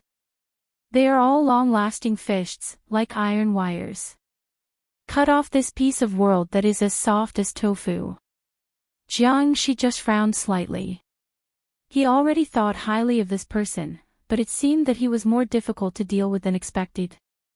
The quick victory envisioned earlier is hard to succeed. He looked at the long sword out of the corner of his eye. Regardless of whether the old sword bar hanging on the stone arch bridge in Lizhu Cave is the sword spirit of the sword holder, or the real body of the sword holder, one of the 5 highest, it is actually not that important. Everything is difficult at the beginning, but as long as you form a contract with it, this is a road to heaven that is destined to not be abandoned halfway. As a native kiln worker's apprentice, Chen Pingan had this opportunity back then. On the road of spiritual practice thereafter, the real benefits this sword gave to the owner of the contract were too little and too little. When Jiang Shi founded a military strategist, one of his main principles was that the right time, place, people, and everything should be directed to his own advantage. Failure to make the best use of a sword spirit is simply a waste of resources. A poor family that is too poor to take the blame has a study room worth tens of thousands of dollars, which is used as a decoration year after year. What to do? Do you go hungry every day and feast your eyes? In Jiang Shi's view, perhaps there was a disagreement between Qi Jingchen and Cui Han, 2 senior brothers in the Wenxing Taoist lineage. They each held different views and were in conflict with each other. It was extremely difficult to reconcile the two sides' knowledge.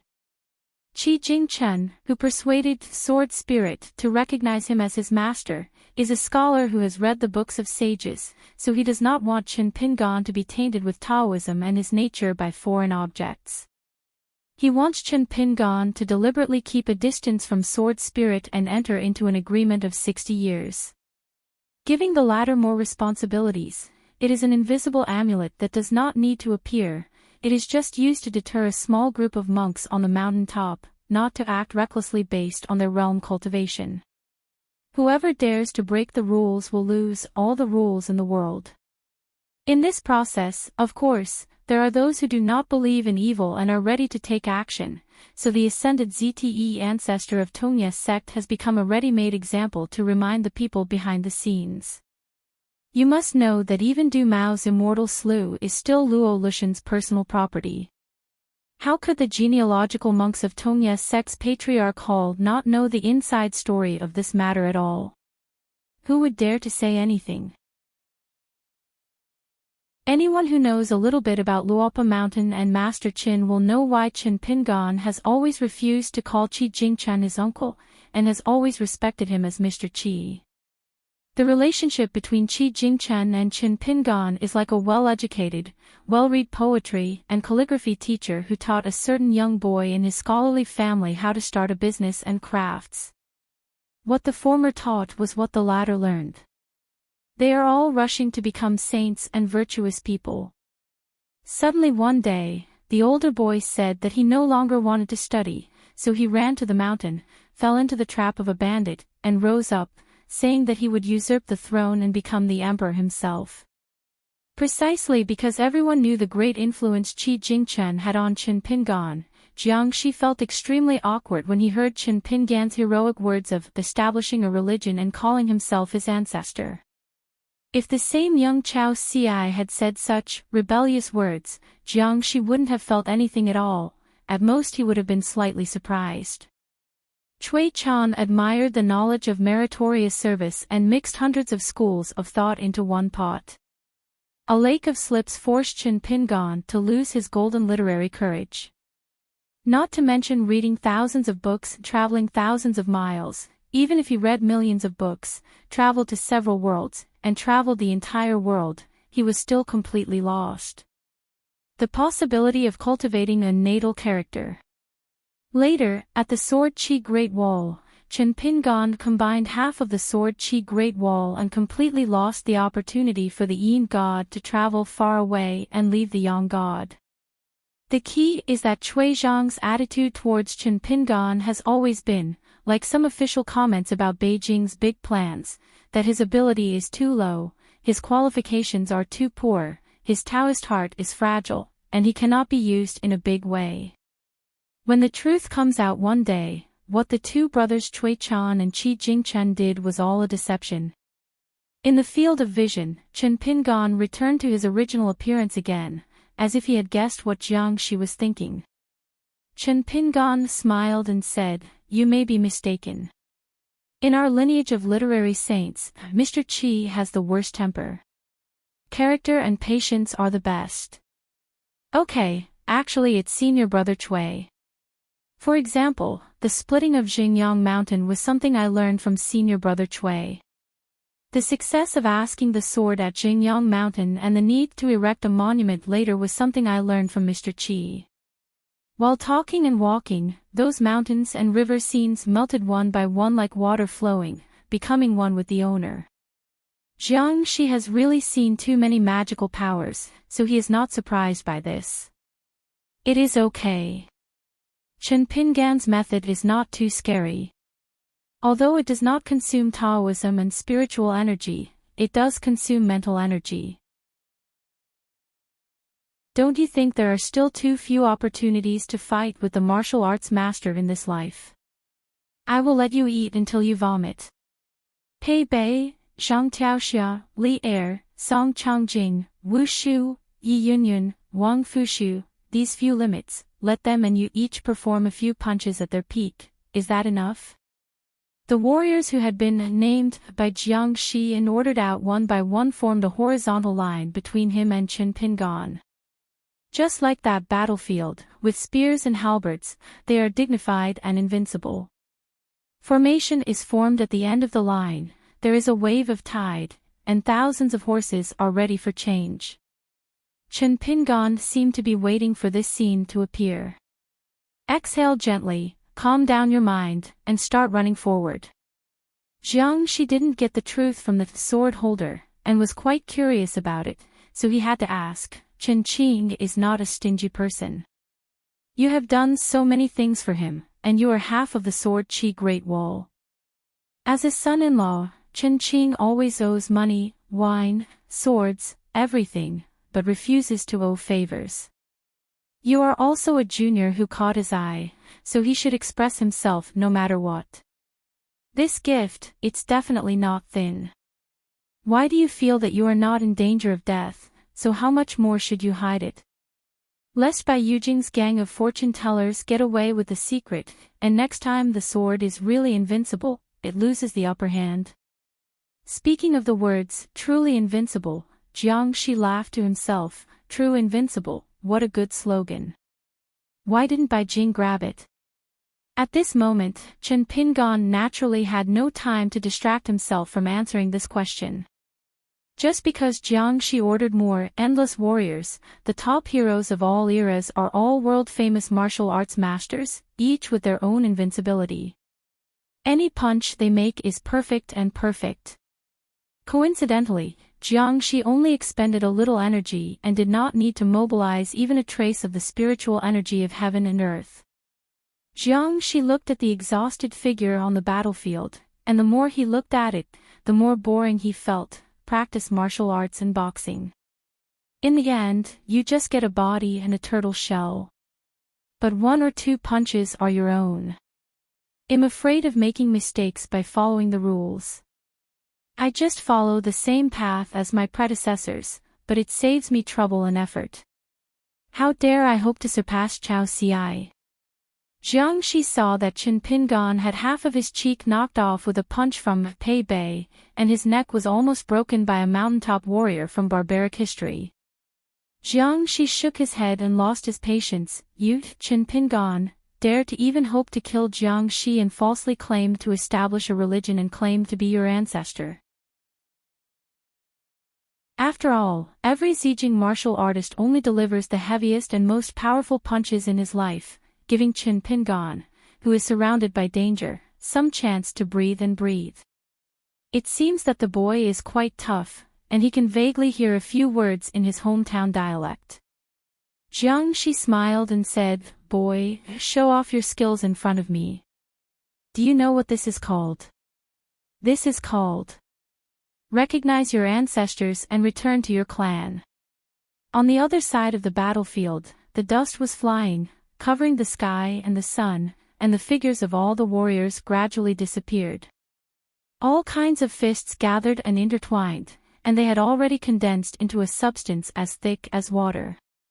Is it to be said that Chen Pingan wanted to sharpen his martial arts by taking the boxing, and take the opportunity to break the bottleneck of the final level? In the midst of a life-and-death battle, with a dispute over the avenues, how dare you be so pretentious? Jiangshi didn't know when he had changed his position. With a solemn expression, he gently raised the spear to break the formation. It has been 10,000 years since people and things have fought bravely. Looking at the mustard seed figure in the distance, the ancestor of the military strategist seemed to be disappointed. Jiangshi held a spear and walked slowly forward towards the increasingly clear battlefield. He said calmly, "There are no heroes who become famous. I don't know it all. The sky is high and the earth is high."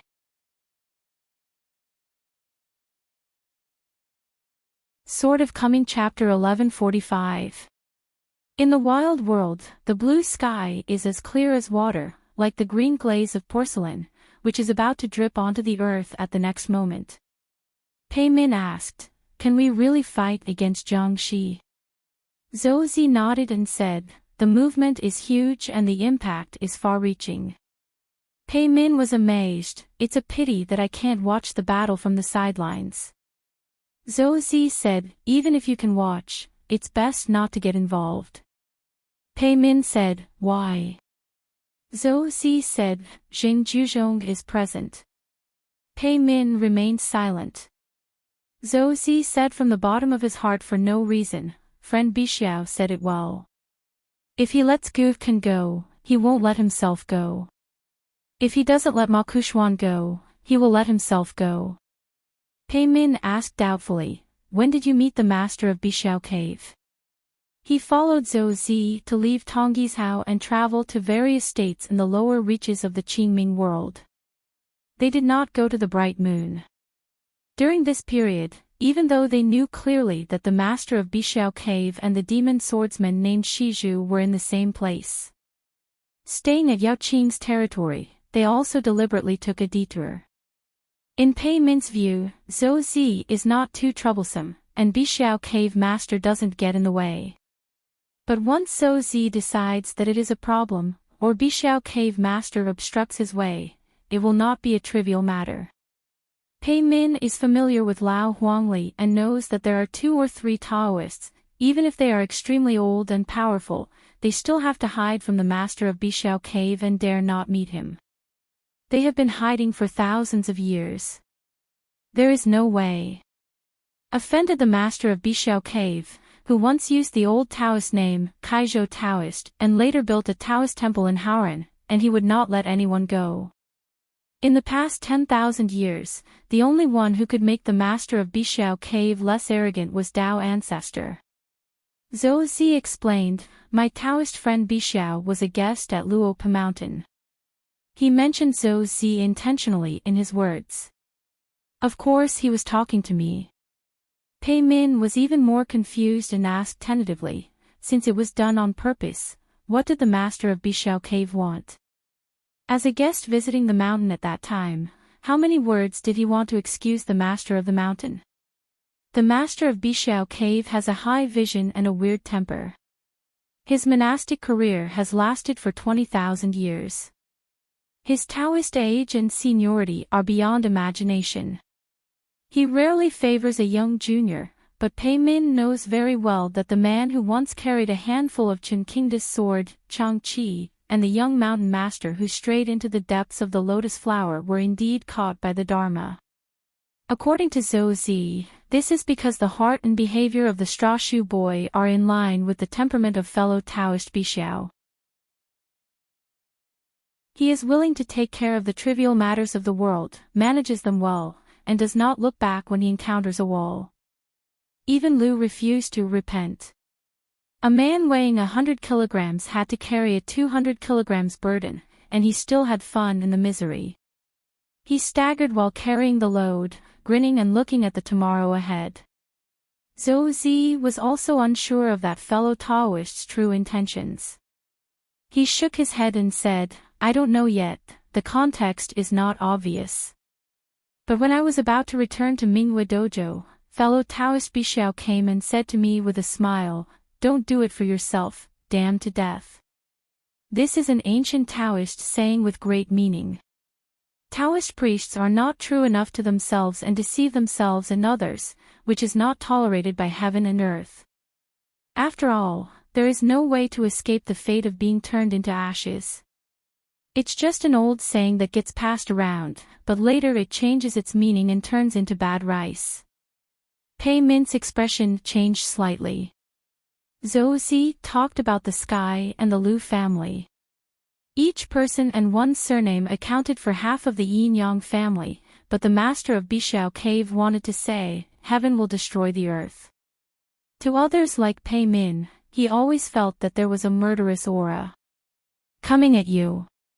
Even if his swordsmanship is as high as that of Pei Min, when he mentioned the old temple master in casual conversation, he would still address him as Bixiao Cave master, and he would not dare to follow Zhou Zi and address him as a Taoist friend. As if he was afraid of being upset, the old Taoist priest appeared out of thin air and said to him, Pei Min, are you familiar with me, this poor Taoist?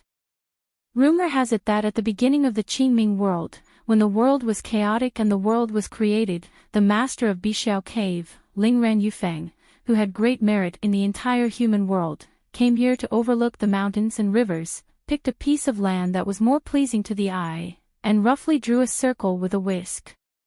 Without consulting the Taoist ancestors who built by Yujing, they set aside Kaizhou as a Taoist temple.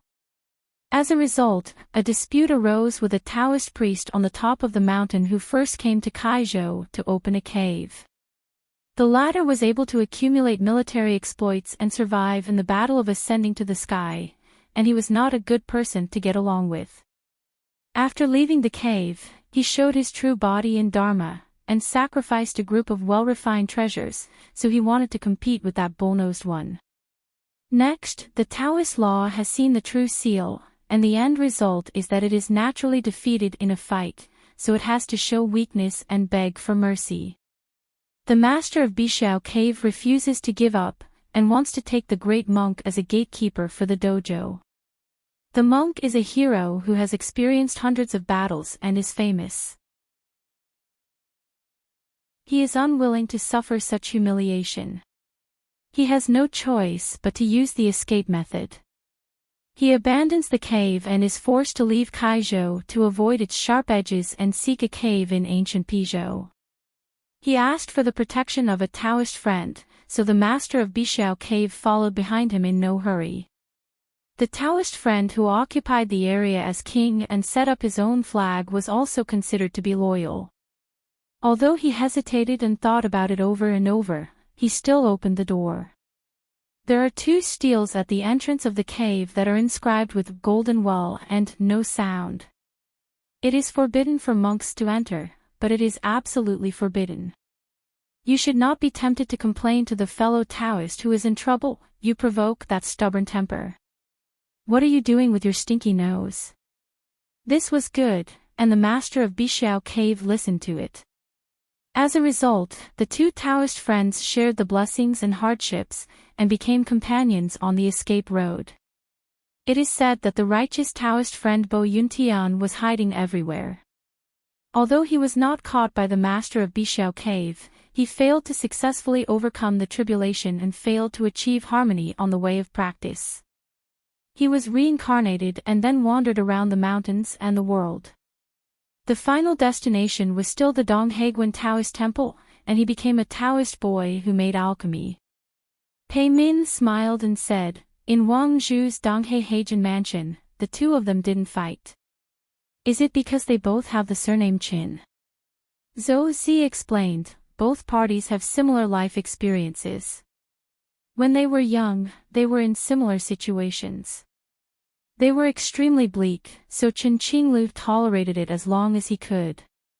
If someone else dared to stand in the way, with his usual temper, he would have drawn his sword long ago. Pei Min said, "I have to admit that Chen Pingan's elder relationship is indeed good." Zhou Zi said, "At that time, Chen Qinglu actually wanted to take advantage of the situation and help Chen Pingan walk to a more stable fork in the road. It is said to be a fork in the road, but compared to the latter's established road, it is still a main road. But Chen Pingan, it is destined to be impossible to accept this kindness." Pei Min asked, "How?" Zhou Zi said, "For example, if you choose to be hacked to death by Chen Qinglia's swords and turn into a ghost, you have enough reasons to ignore the general trend of the world and just lie dormant, cultivate your mind and nature, and just take care of the housework in Luola Mountain." After practicing Taoism in seclusion for hundreds of years, with Chen Pingan's mind, it is not difficult to find a sword path that is closer to pure, and climb to the top step by step. When one day the realm is high enough, he can then trouble by Yujing. Pei Min thought for a while and agreed, becoming a ghost is not a small price to pay, but it is a safe shortcut to not have to worry about external affairs and be able to refine swords in the mountains, concentrate on cultivating Taoism, and pursue purity as much as possible. Zhou Zi said, "You still underestimated Chen Pingan's spirit." Pei Min smiled and said, "How angry do you have to be underestimated by me and fellow Taoist Qingzhu?" Zhou Zi said, "Where the heart is, there is the word struggle." Pei Min said, "In the past, I didn't dare to have anything, but now I dare to fight for anything. It's really an earth-shaking change in my mentality." Zhou Zi said, "That's not necessarily the case. The mind has not gone to extremes, but has escaped from the trap and returned to a comfortable state. When Chen Pingan was a boy, he had a fierce fight over the corridor bridge. At that time, Qi Jingchen told him not to stop. Take a few steps forward. It seems to be encouragement, but in fact it is Chen Pingan's true intention. Without this background as support, I am afraid that the Supreme Being will not even look at Chen Pingan." Pei Min suddenly laughed and said, people who have stolen watermelons and eaten them are different. Zhou Zi nodded and said, correct his position, put his heart at ease, and calm his mind. Pei Min raised his chin and said, here we come. Lu Tai held a bamboo trekking pole and chopped wildflowers along the way. He slowly walked towards the preaching mentors of the two people on the mountain. When he met his mentor, his opening words were a very disrespectful statement of accountability. Why do you insist on doing this? Targeting Chen Pingan. Pei Min, a tall and thin old man who is one of the top 3 masters of Haoren and a master of swordsmanship, said, did you get the order wrong? In the Dequan dynasty of Tonghishao, there was a question of swordsmanship in the rain at Tiangong Temple outside the city. Pei Min, who had been pretending to be Gao Guogong's butler for decades, had murderous intent, but there was no murderous intention in his heart. It was more like a swordplay. Of course, if the young Yingguan couldn't catch it at all, he would be a dead man. For this reason, the people from going to the sea to visit the immortals looked for him again. Ning Yao left the colorful world with his sword and came to Haoren world, and also looked for him. As for Cui Dongshan and Jiang Shangzhen, they have been secretly looking for him these years. Whereabouts? However, Pei Min accompanied Zhou Zi on a secret trip to Qingming world. The latest 10 people and candidates were created by Zhou Zi. Therefore, it is said that Zhou Zi lives without a fixed abode and walks around the world without leaving the ground, which is not only aimed at the sword master Chen Pingan, but also at Baiyujing Taoist Yu Dou, and by the way, it is also aimed at the head of the Liu family in China.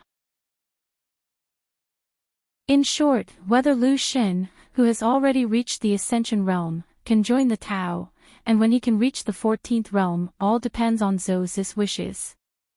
Lu Tai said with a playful smile, I used to hide from you, but now I hide from Ning Yao. Second master, you are promising. Pei Min smiled and said, good apprentice. You are afraid of heights. It can be seen that the relationship between master and apprentice is not bad. When Lu Qin found Lu Tai, he talked about Lu Kai and Lu Kai by the way, and mentioned Zhou Zi as if to catch up. Lu Tai did not dare to hide the matter and said from the bottom of his heart, Master, Lu Xiasaner came to me earlier. He has always been carefree, and it is rare for him to say something serious. Zhou Zi didn't need to deduce the content of the conversation between the two parties, he could guess a rough idea, and asked, I asked you to help me pass a sentence. Shouldn't I ask him about you? Lu Tai nodded, that's pretty much what he meant. Zhou Zi smiled and said, the best is to rebel against yourself, and the second is to seek help from others. Master Lu is not so narrow-minded. He is deliberately keeping a straight face to scare you. Generally speaking, if you want to attain enlightenment and live forever, you will have too much time to take care of yourself. You will have no time to relax and care about the world around you. You will not dare to be distracted casually. Of course, Lu Chen is not an ordinary person, but more like that ancient person who seeks immortality and explores life and death. Life is temporary, death is temporary.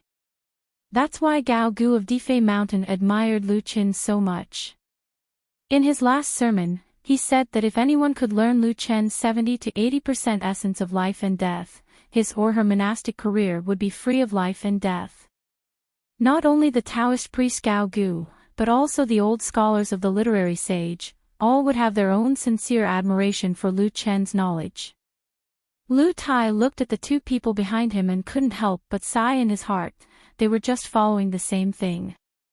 The young man is tall and muscular, wearing coarse linen clothes, carrying a sword and walking slowly, with 2 simple gourds hanging on his waist. Next to him was a young woman with a cold face, wearing colorful clothes and extremely gorgeous beauty. The only drawback is that the woman's appearance is too plain, and the dazzling robe seems to be a pity for being unkind to others. Lu Kai, a swordsman, is in the Yupu realm. The female cultivator is in Lu Kai state. Finally seeing these two selves, Lu Tai, as the rightful master, had a complicated expression. There is a yang outside the body, and yin traveling far away from the body.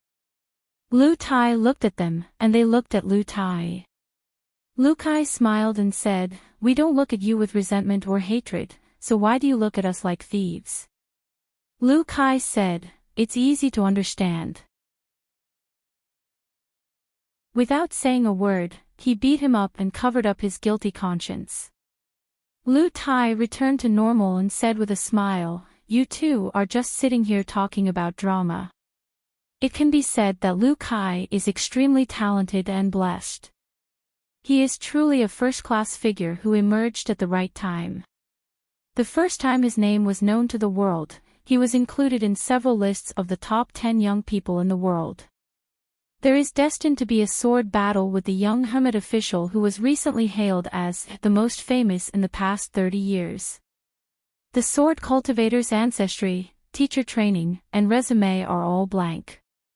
It is only said that Bai Yes fairy sword Tai Bai was divided into 4 parts after the Battle of Fuyao Island, and each one recognized its master according to their fate. Chen Pingan obtained the most lethal sword tip and used it to refine the night sword. Lu Kai got the part of the sword that contained the most sword energy. To use Cui Dongshan saying, he became famous without doing anything. How could there be such cheap and good things in the world? Lu Kai's ancestral home is the blessed green land controlled by the Lu family in Aizhou. The Tianjing blessed land where the female cultivator Lu Kai was born is also the private property of the Lu family. Green Shade blessed land is the one with the largest number of people among the 72 blessed lands. It is a lower-class blessed land with as many as 90 million people. However, with as much money as Lu Jubao, it has deliberately not improved the rank of the blessed land. Therefore, the spiritual energy of heaven and earth is thin. If you want to practice Taoism and become an immortal, it is almost just talk in books. As long as someone accidentally walks onto the path of cultivation and is able to advance all the way to the cave realm, he will be taken away from the blessed land of green shade. It stands to reason that a blessed land with such a large number of local people can be realized and create a cornucopia of wealth. It is said that the Lu family, which has 2 magicians, has convinced Lu Jubao not to do this very early. Make money. On the other hand, in the Tianjing blessed land, Lu Jubao spent money all the way and was promoted from a lower-class blessed land to a high-class one. To this day, every year at the beginning of spring, the Lu family still maintains a tradition, which is to let the younger generation of Lu women stand in the sky and throw varying amounts of snow money into the world. It is said that the smallest amount is tens of thousands. The goddess scatters flowers, as beautiful as a mural. Lu Kai was brought out of the green shade blessed land by Zhou Zi himself, but it was Yuan Bai, the sword repairman of the old Zhuang dynasty who traveled alone in Aizhou, who took her away from the Tianjing blessed land. Probably Lu Tai felt that there was nothing to talk about with them, so he went to catch up with the 2 preachers again. Lu Kai asked, "How many natal flying swords does Mr. Pei own?" Lu Kai said, 4. "I have only seen 3 of them so far." Lu Kai Ben just asked casually, but he still had more curious questions to ask. "Do you like making money so much? You are not short of money either. It's true that people with different fates have different fates. There seems to be nothing surprising about Lu Kai. However, Lu Kai owns 2 sword-raising gourds made by Taozu. He uses the mind gourd to warm his natal flying sword by Luo, and uses, immediately. When Yang Feijian, White Horse. Lu Kai said, "It's just that we are not short of money now, and I was afraid of poverty before. Now that I am learning the sword smoothly and have 2 gourds, there is no need to spend all day refining the sword. I have to find something to do. If you want to read a book, just do it. Spend money on it. Without family background or imperial examination success, those with scholarly family backgrounds and local gentry's libraries will have a higher threshold. Occasionally, someone is willing to open the door, and you have to look at the person's face when entering to copy books. It's easy to say that he is not allowed to light a lamp. The servants look at him as if he is on guard against thieves. Yes, every time a book is returned, the servant will stare hard at the fingernails of his hands. Lu Kai asked, "You were in Jingyang Mountain at that time and witnessed the sword questioning with your own eyes. How did you feel?" Lu Kai pouted, with a nonchalant look on his face, "It's not you. I'm in the Lu Jin realm. I'm lowly and can't see the truth." In the previous scene of the sword asking Jingyang Mountain, Chen Pingan and Lu Xianyang met at the Guyunlayan. He seemed extremely cautious. Facts have proved that Chen Pingan is not unfounded and is not suspicious. There is a real ghost. At that time, not only Ma Kushuan and Yu Shiwu were waiting for the opportunity, but Zhou Zi was also watching. The mantis catches the cicada, the oriole behind, and the slingshot below. Therefore, Chen Pingan suddenly stopped outside the threshold of the Yixian Peak Ancestral Hall in Jingyang Mountain. He looked at the beautiful female cultivators from Wamafang and talked to them to himself, as if they had a discussion. Zhou Zi is not as good as him. Hold off on asking about the sword. After that, Chen Pingan crossed the threshold and got down to business. Zhou Zi obviously agreed to this agreement and, taken back, Lu Kai, who was working as a maid for Jian Xiu Yuanbai at Duishua Peak. At that time, the peaks of Jingyang Mountain were in chaos. Even a talented swordsman like Wu Tijing left the genealogy and rebelled against the sect. There was no spare power to save anything, let alone an unknown woman practicing qi on Xiafeng. Scholar. Lu Kai asked, "How do you feel about being your enemy? Are you nervous?" "Of course I will be nervous, but it won't hinder Wen Jian." Lu Kai stayed in Tonggishao for several years and said, "By digging a large road, countless lives can be saved." To say that the merits are immeasurable is not excessive. The key is that this move can make the stagnant Tonggishao, people and money on the mountain and down the mountain move. With this movement, Tonggishao will have unlimited vitality. It's an honor to be able to ask about swordsmanship with such a person. Lu Kai smiled and said, "As expected, I like reading, and my words are nice. I should go to an academy and become a master." Lu Kai smiled and said, "I think so." Lu Kai raised her chin high towards the sky. "You were targeted by that guy and found the Taoist temple in the mountain for him. If you were a few days late in going down the mountain, you might have been caught. Aren't you afraid?" Note 1. It turns out that under Zhou Mi's instruction, Chiang Yue landed in Tonggishao for two purposes, one of which was to find Lu Kai. If she can find Lu Kai, Zhou Mi can naturally find Zhou Zi. As for finding it, what is Zhou Mi's plan? Maybe he wants to be honest with Zhou Zi to see if there is any chance of cooperation. Why talk on earth? Why not go up to the sky to see the earth and unify the five elements yin and yang family? Or maybe one of them just ate it without reaching agreement. Maybe just take a walk, compare notes, and talk about the world. Zhou Mi once took his first disciple Shou Chen to visit an inconspicuous Taoist temple in Tonggishao. The owner of the temple was a Taoist priest who was in the Sevuing realm. In those troubled times, the few apprentices and the resident Taoist priests were allowed to stay in the mountains and practice hard. The old Taoist priest used an excuse to travel around the world and went out alone to slay demons and eliminate demons, hoping to do his best to help the world see the light of day again. In the blink of an eye, more than 10 years have passed, and the flowers in the mountain have bloomed and fallen several times. The temple is as clean and elegant as ever, and the Taoist priests in the temple are still waiting for the master or the old Taoist priest who is the ancestor to return to the mountain and go home. Zhou used a calculation method on the little Taoist boy and picked up some threads. Lu Kai is just a local native, not a Taoist priest. The little Taoist boy at the gate only knew that the country bumpkin nicknamed Lu Mudu was related to the big pilgrims in the temple, so he could often do business with the Taoist temple, selling mountain goods in exchange for some copper coins and broken silver. Lu Kai shook his head. The soldiers will come to block the water and the earth. If you can't stop it, you will die. Besides, if he is found, the result will be good or bad. It seems that it is something that cannot be verified. In short, it is useless to think too much.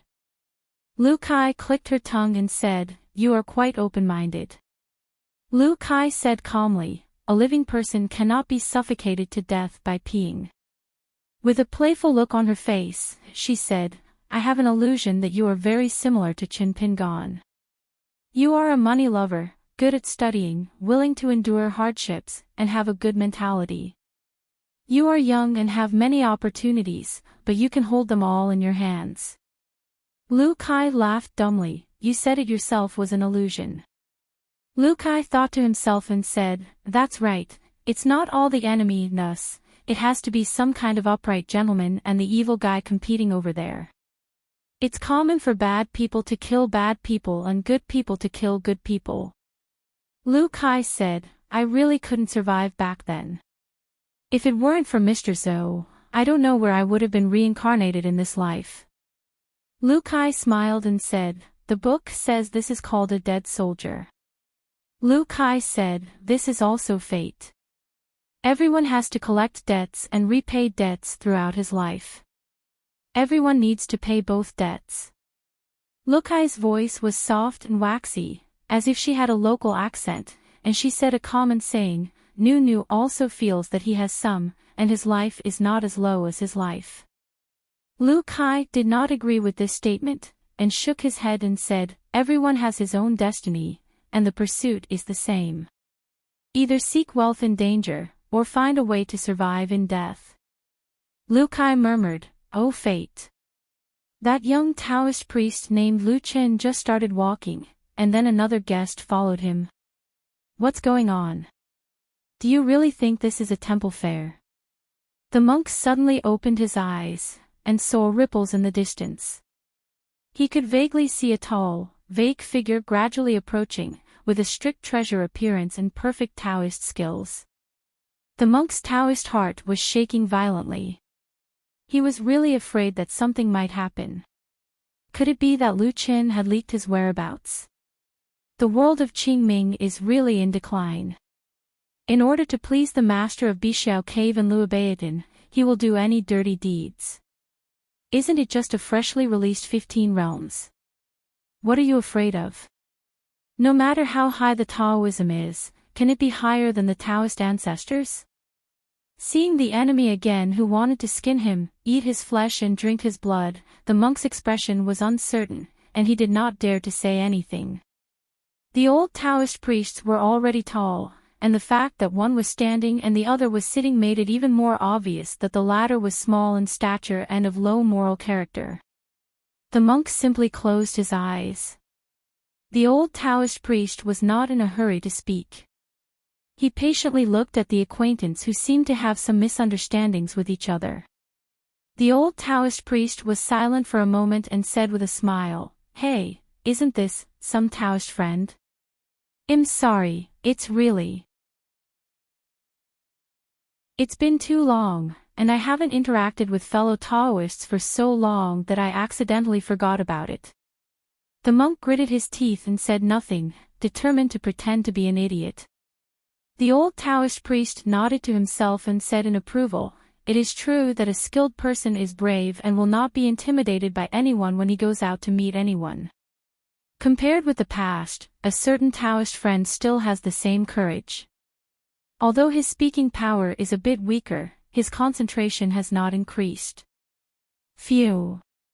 The monk who had even accidentally forgotten his Taoist name by the master of Bixiao Cave opened his eyes wide and stopped pretending. His eyes suddenly turned red with grief and anger, and he said angrily, isn't it just that you complained a few times at the beginning that you were climbing? Tian chooses to stand by and watch, greedy for life and afraid of death. Isn't he not heroic enough? How much hatred can he be so aggressive, seize my cave, cut off my incense, miss my path, and kill me? The old Taoist priest smiled and said nothing. In the eyes of acquaintances, it's just that it's a bit perceptive. Probably because he was afraid that he would turn into anger, the monk stood up without the slightest hint of flinching. A futon made of calamity ashes blew away in the wind. The monk standing in the ashes had a youthful appearance that could be seen with the naked eye. The speed, all of a sudden, became old, and he ignored the terrible signs that the Taoist power was dissipating like a flood. He had accumulated resentment and grievances for countless years, and he couldn't express his grievances. He pointed at the nose of the tall old Taoist priest and started to curse. Get up, smelly cow nose, the Tao master has to live here and live an ignoble life. How many thousand years has it been? Okay, I have chased you here, the Tao master just accepts the defeat. Come on, slap me if you can. Kill Tao master and it will be over. Don't dare to fight back anymore, just sacrifice your magic weapon and have a discussion of Taoism. The old Taoist priest sighed, idiot. The monk looked around. There was nothing on the futon. Once the ashes of the calamity were scattered, the idea of seeking death was completely lost. The only way out was a dead end. The monk was heartbroken, with tears on his face. It's over, it's all over. The old Taoist priest's eyes were filled with pity. You have gone astray without realizing it, and you have wasted your energy and secretly rejoiced. In the end, you have failed to draw water from a bamboo basket. How can you cultivate the Tao? The monk was cruel and continued to curse, breaking the jar and smashing it.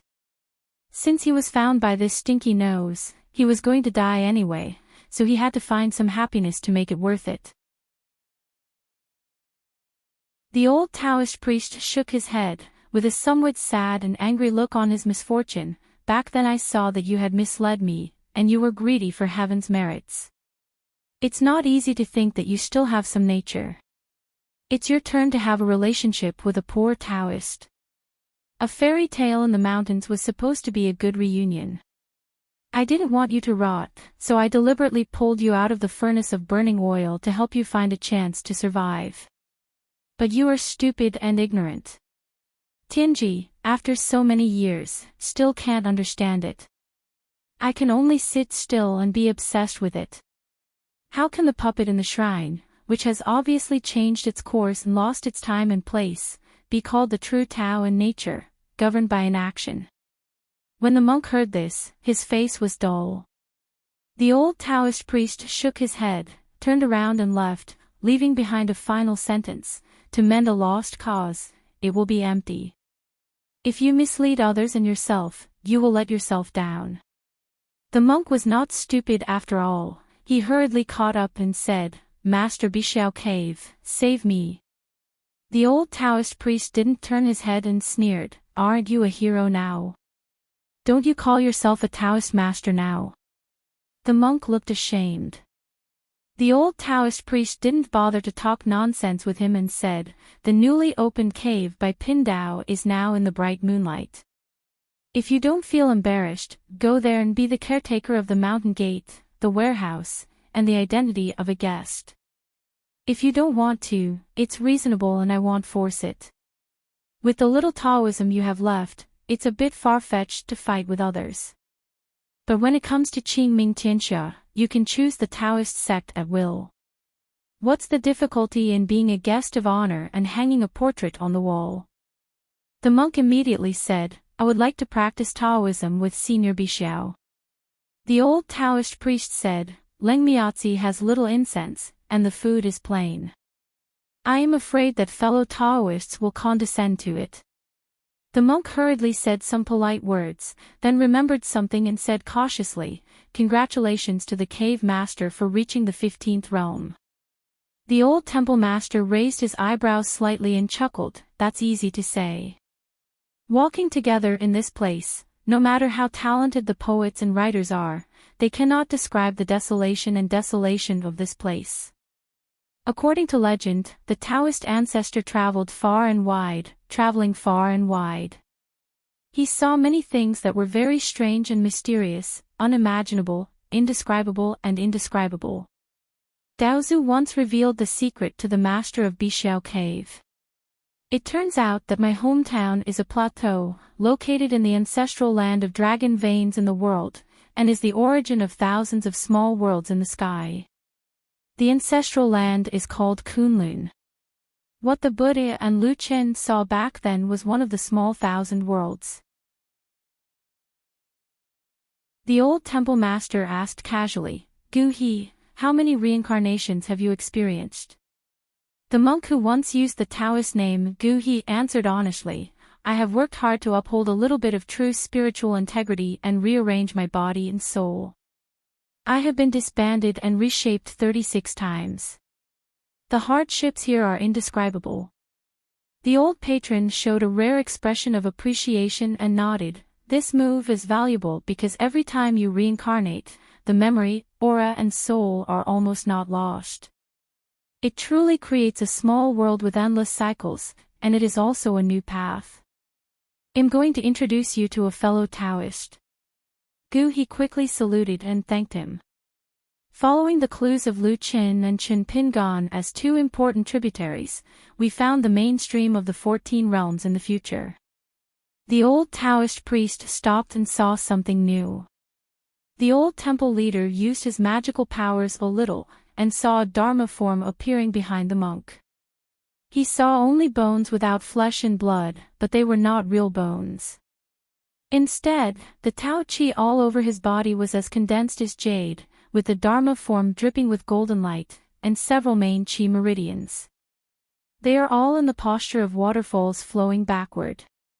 In the world, golden branches and jade leaves are used to describe the Taoist body of a person seeking immortality. It is right before our eyes, almost flawless. The reason why it is almost is naturally because the old viewer has a very high vision and has seen a truly flawless Taoist body. In that seaside city in the human world, if a river flows into the sea, the tide will often flow in.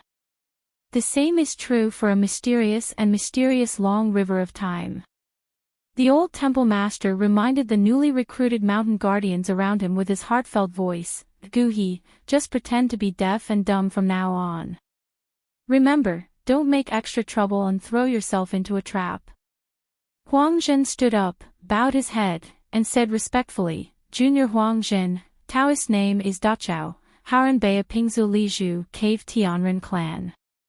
I have met Taoist Bixiao, and I have met Taoist Weiqin." The old spectator nodded.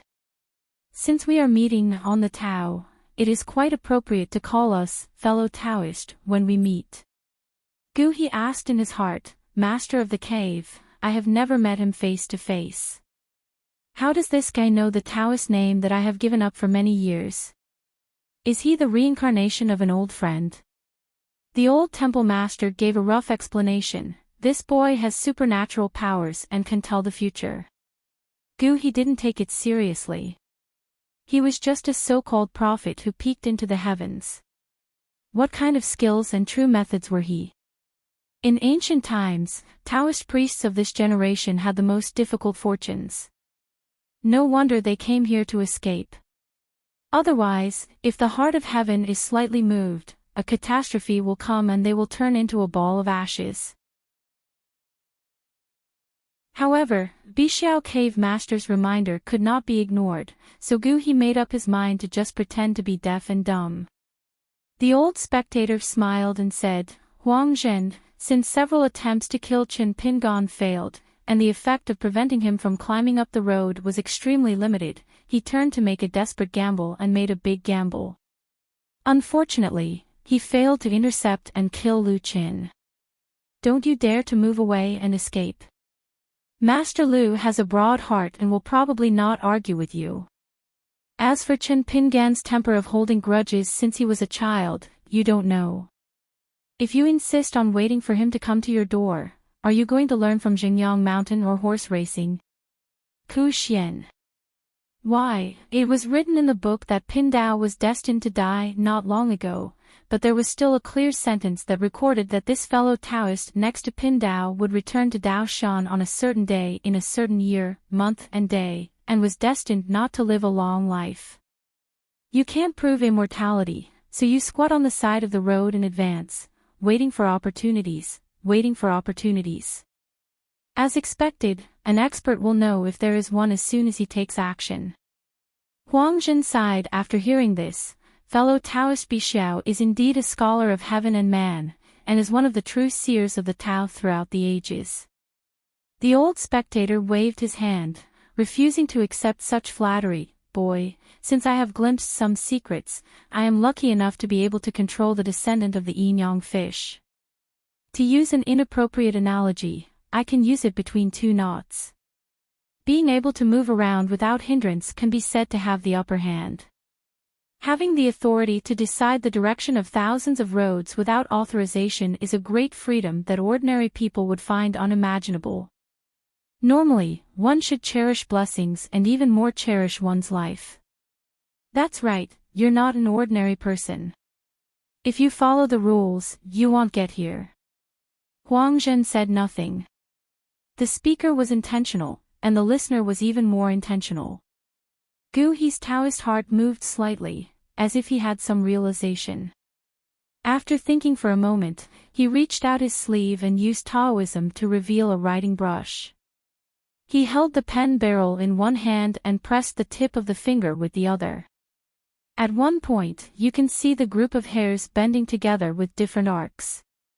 If the tip of the hairs is regarded as the end point of one person and one thing, a certain node, then all the slender brush hairs are roads with fixed ends, no matter how winding, far or near, regardless of whether the road is rugged or flat. After shaking his head, Gu He still felt that there were some shortcomings and could not withstand more scrutiny, so he gave up. It was really too much effort and futile fantasy. It's better to go and guard the gate of Taoist Bixio's dojo. Serving as a mountain protector for a 15th level monk, his face is bright, but he is shabby. Gu He just silently wrote down the name, Chen Pingon. A person who was said to be vindictive by the master of Bixiao Cave. Could it be that when this guy was in a bad mood, he went out to travel to relax, and whoever met him on the road ended up half dead just by looking at him one more time? As for what Bixiao Cave master said about the yin and yang fish, does it seem to be a real thing? It was indeed the first time Gu He heard about it, so he silently paid attention to it. Huang Zhen asked a key question straightforwardly. Does fellow Taoist Bixiao want to stand up for Chen Pingon and protect him? The old temple master smiled and said, Chen Pingon and I are neither relatives nor friends, nor are we masters and disciples. Why go to such trouble to forcibly break the Taoist lineage of this great temple, and just sit back and watch Taoism with cold eyes? Huang Zhen nodded and said, You can trust fellow Taoist Bixiao. Gu He on the side was a bit slanderous. Can he really trust fellow Taoist Bixiao? It's because he can't beat the master of Bixiao Cave, right? The old spectator was no stranger to Huaihuang County in Lizhu Cave. He shook his sleeves, raised his palms, and began to count with his fingers and make some deductions. Between the knuckles of the old Taoist priest's 4 fingers, the characters of 10 heavenly stems appeared. The 10 characters were arranged in a circle, just like the layout of a copper coin with a round sky and a square place. It was unusual. The old Taoist priest pressed it with his thumb first. For the word Gue, go backwards to the word A, and then start with the word A, and go forward. It's ridiculous to say that the dispute between Huang Zhen and Chen Pingon traces back to its origins, but it was just a debt of 100 taels of silver. The most interesting thing is that neither party was present. The Huang Zhen family's house is not far from Muping Lane, and there is a well next to it. However, compared to the Iron Lock well that is overcrowded every morning, it is inconspicuous.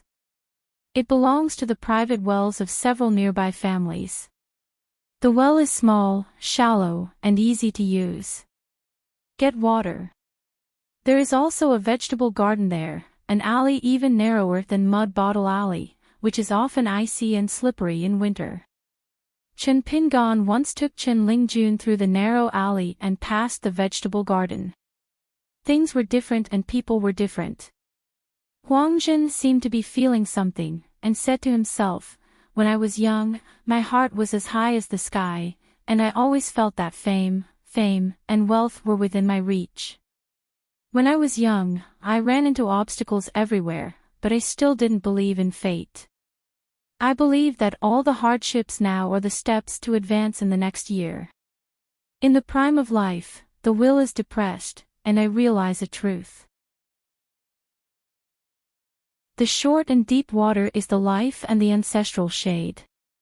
The water I drink, whether it is wealth or longevity, is just a flower in a dream, and the moon in the well is willing to accept my fate." I suddenly look back. You will feel that the small well in your hometown is a peaceful life. Unexpectedly, at this moment, things turn around. I enter the mountains, learn the Tao, and start the journey of refining qi, and I know that there is a different world. Huang Zhen was a few years younger than Chen Pingan. He had known Chen Pingan when he was young, but the two parties had never spoken. After all, except for Fulu Street and Taoya Lane, almost all the old, young, women and children in the rest of the town where there is no one who doesn't know Chen Pingan. Huang Zhen's family has an average financial background, but he has no problem studying. In the morning and evening at school or after class, I met Chen Pingan by chance, who was wandering around with nothing to do every day, like black coal, and we just went our separate ways. Invariably, they will all give way. General actions, two states of mind. One is that the elders in the family and the women in the neighborhood usually talk about it too much, and they are afraid of being brought into bad luck. One is that he is afraid of causing trouble to others and being unpopular. At that time, a dark and shy orphan and a delicate and fair-skinned boy probably didn't know what the future was or what the future was. Maybe the so-called tomorrow is the day to continue reading and literacy, or maybe tomorrow is the day to continue the empty rice vat. At that time, if Chen Pingan met Huang Zhen's mother on the road, he would call her second aunt. Even if the woman felt awkward, she would still nod and smile. As for when the woman was with Ruanxiu later, she said that Chen Pingan often came to the house to have rice when he was a child. He would not give the fish in the bowl to his son and put it into Chen Pingan's bowl. Naturally, this was not true. Just because earlier, Chen Pingan's father was good at kiln and porcelain making, and the man in the neighborhood would teach him if he asked. Therefore, the relationship between the two families in the early years was indeed not bad, and they would at least visit each other from time to time. Later, when the weather changed, Huang Zhen quickly moved to Zhouqing with his elders, where the family purchased land, houses, and shops, and lived a good life with plenty of money. The old temple owner said slowly, "In the courtyard of the backyard of Yang's medicine shop, there is a stick of incense like you." The incense was not low at that time, and it was ranked very high. But it turned out that it was very difficult to die, and it provoked Ruanxiu, who was disgusted by her. It's like taking 1 foot off the gambling table. After that, your luck will be weak." Huang Zhen remained silent. How could he, a big kid, know such secrets back then? After that, I tried to change the results again and again with the help of the tide of the long river of time, but ultimately failed. Either he couldn't stop Chen Pingan, or he finally stopped him but couldn't achieve his goals. There was no way to have both.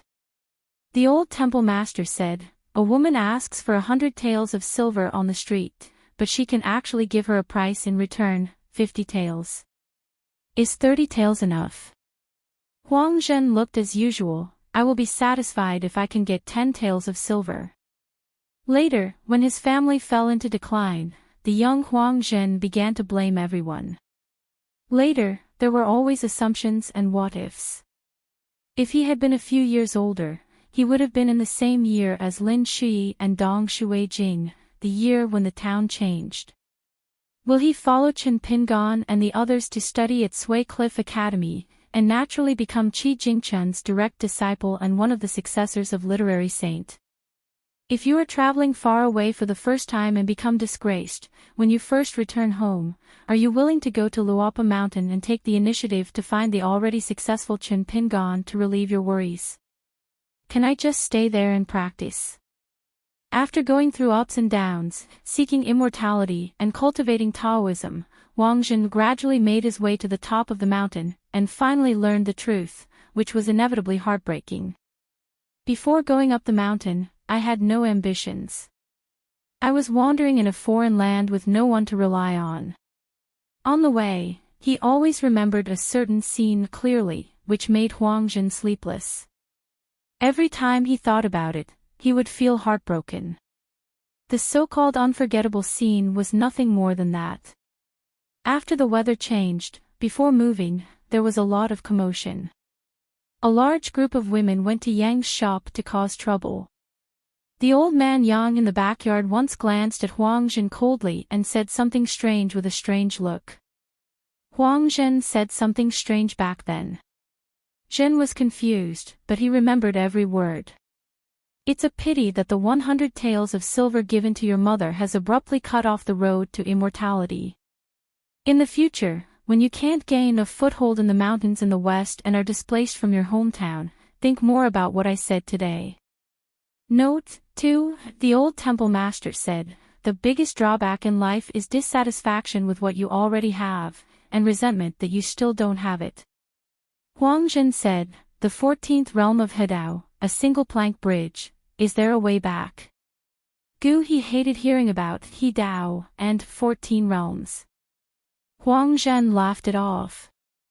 The old viewer said, the small town of Lizhu Cave, a small place, is much better than the Wuling boys from the Qingshan dynasty and the sword fairy embryos of the same age and in the same place in the wilderness. At first glance, the poems are full of lonely people on cold grass, ruined halls and broken posthouses, emaciated horses and autumn fireflies, and cold moon and dead trees. It makes people feel like they are seeing a person outside the book. The emaciated scribe with a bitter look on his face, hungry and full of untimely complaints, just watched it a few more times, and the aftertaste was gone.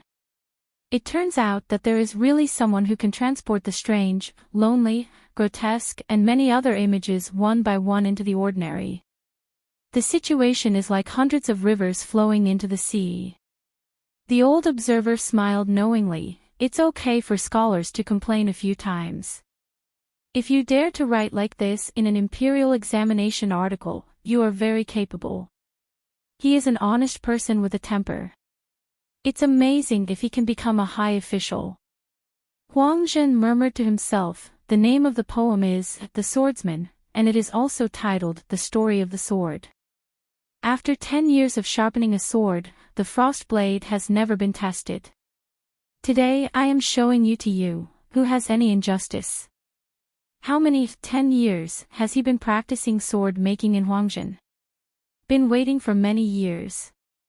Finally, the opportunity came for Chen Pingan to fight with Jiang Shi. You, Chen Pingan, dare to take the sword. There are only a handful of those who are serving prison terms in the merit forest of the Zhongta Confucian Temple and can open up a secret place in the mountains and rivers and be held in solitary confinement with such high treatment. There are only a few visitors on Lu Cha's side, less than a handful of visitors. That day, I walked into an old man in a green shirt and long coat. He put his hands behind his back and saw Lu Cha squatting by the river fishing. He stood aside as if waiting for Lu Cha's catch. Lu Cha just repeatedly lifted the rod to scatter the bait, rubbed the bait and threw the rod again, just pretending that the visitor beside him did not exist. The old man seemed to be patient and asked directly, anyway, we rely on eating the big demon to increase our strength. No one is eating. Since Show Me has the ability to be picky, why don't he just eat you too? The visitor was Qin Lu, who was wandering around to relax. He had previously traveled to the wild world, and this time he had just returned from the Buddhist kingdom in the West. He planned to visit the Qingming world again in the near future. Of course, Lu Cha recognized the other party's identity and said, "Eat me."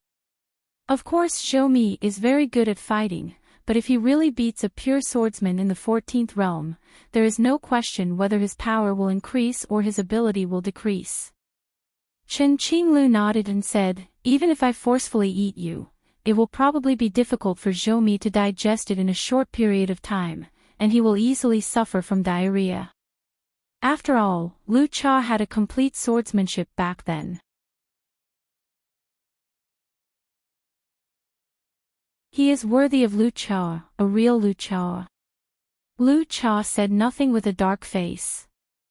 Previously, a guy who was worse than a dog had already introduced the word Lu Cha in detail. Now he is very popular in the world, saying that he is so envious and should teach him.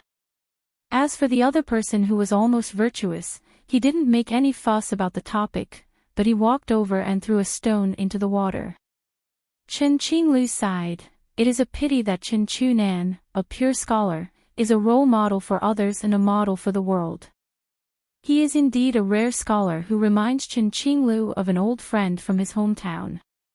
Qin Lu squinted at the empty fish basket and asked, "Do you really know how to fish?"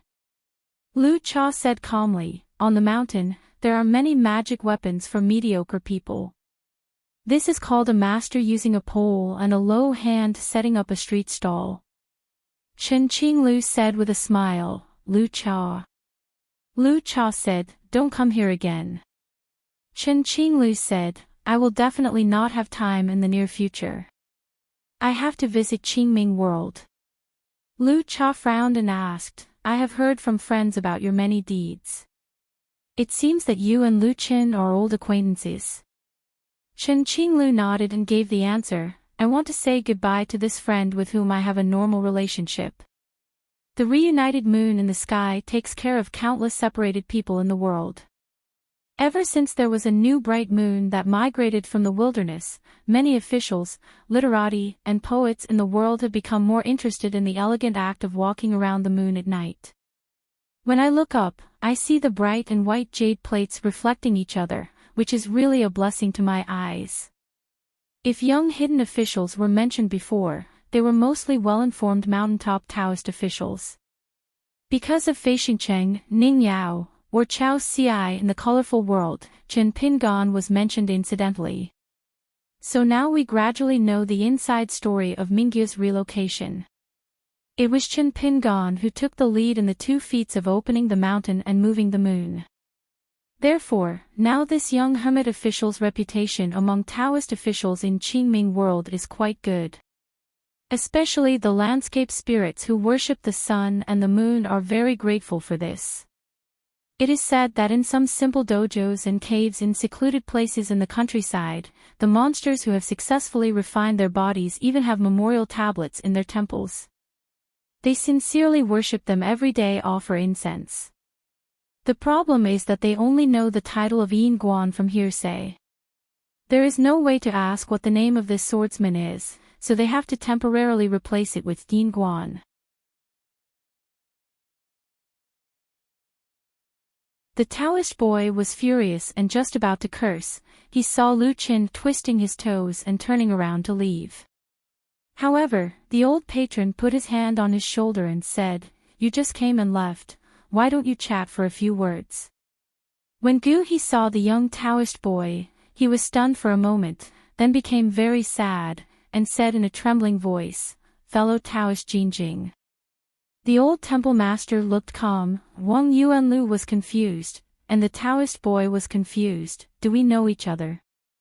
Lu Qin looked at the Taoist friend he met again and asked in a low voice, "Have you congratulated my poor Taoist uncle Bixiao?" He nodded. Lu Qin gave a thumbs up. "If you follow the path, then you will be able to practice here. It will be safe." The Taoist boy asked doubtfully, what congratulations are you saying?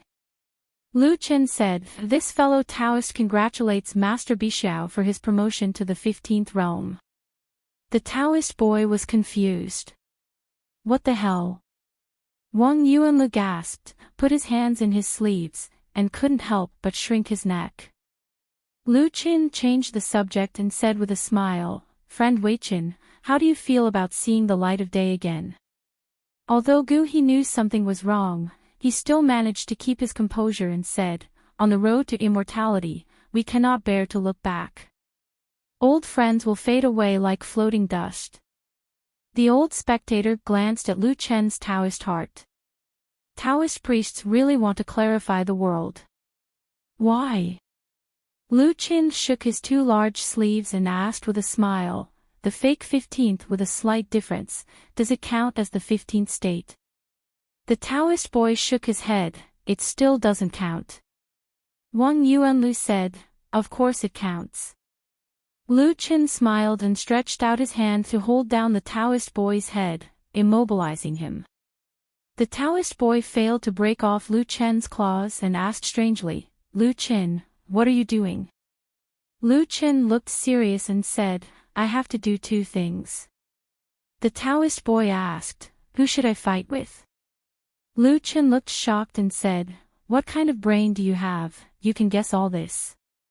The Taoist boy struck the back of Lu Chen's hand with lightning speed.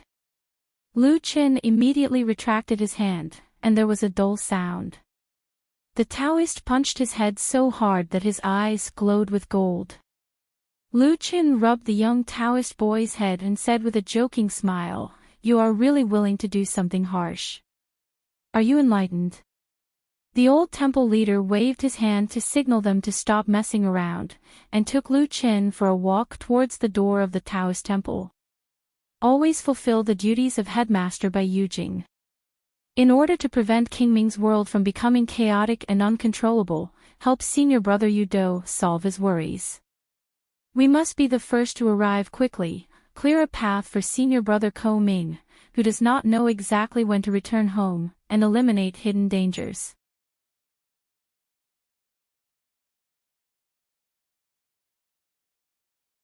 Are you afraid that sword cultivator Lu Kai is not only Lu Tai's young god body, but also refined and shaped by Chen Pingan's piece of porcelain, and has already merged with his soul?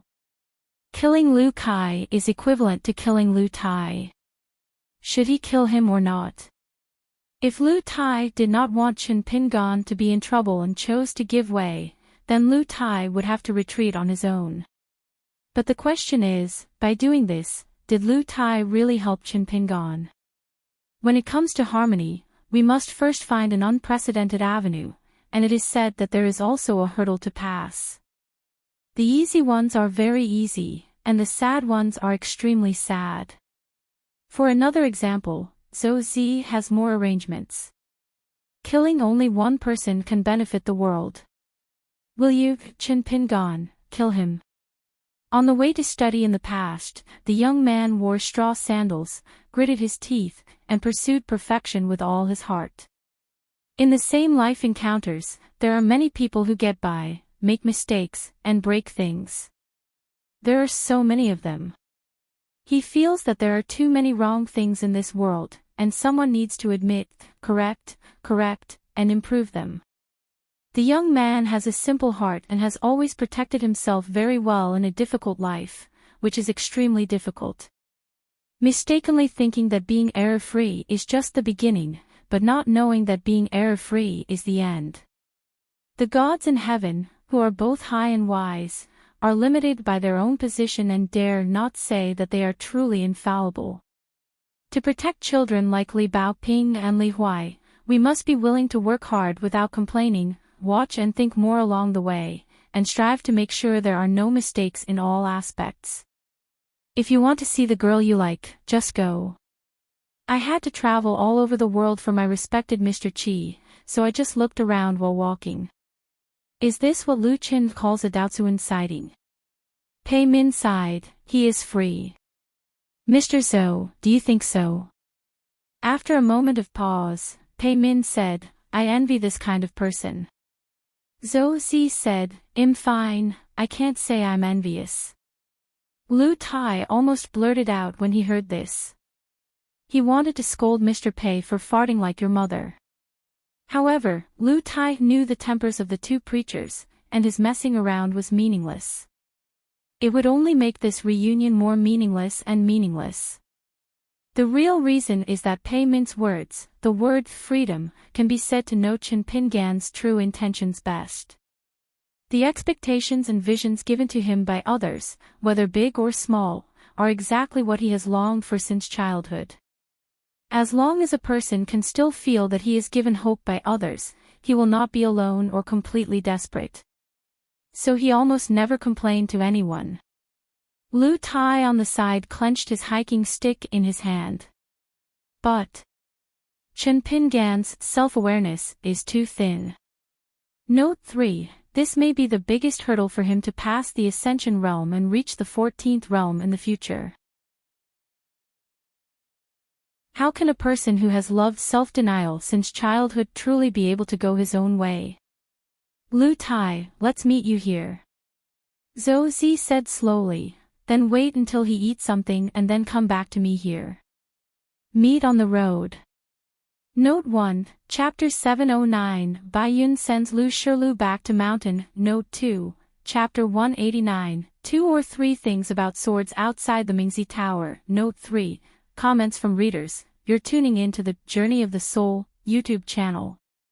Don't forget to subscribe and join us on this journey to catch the most captivating stories.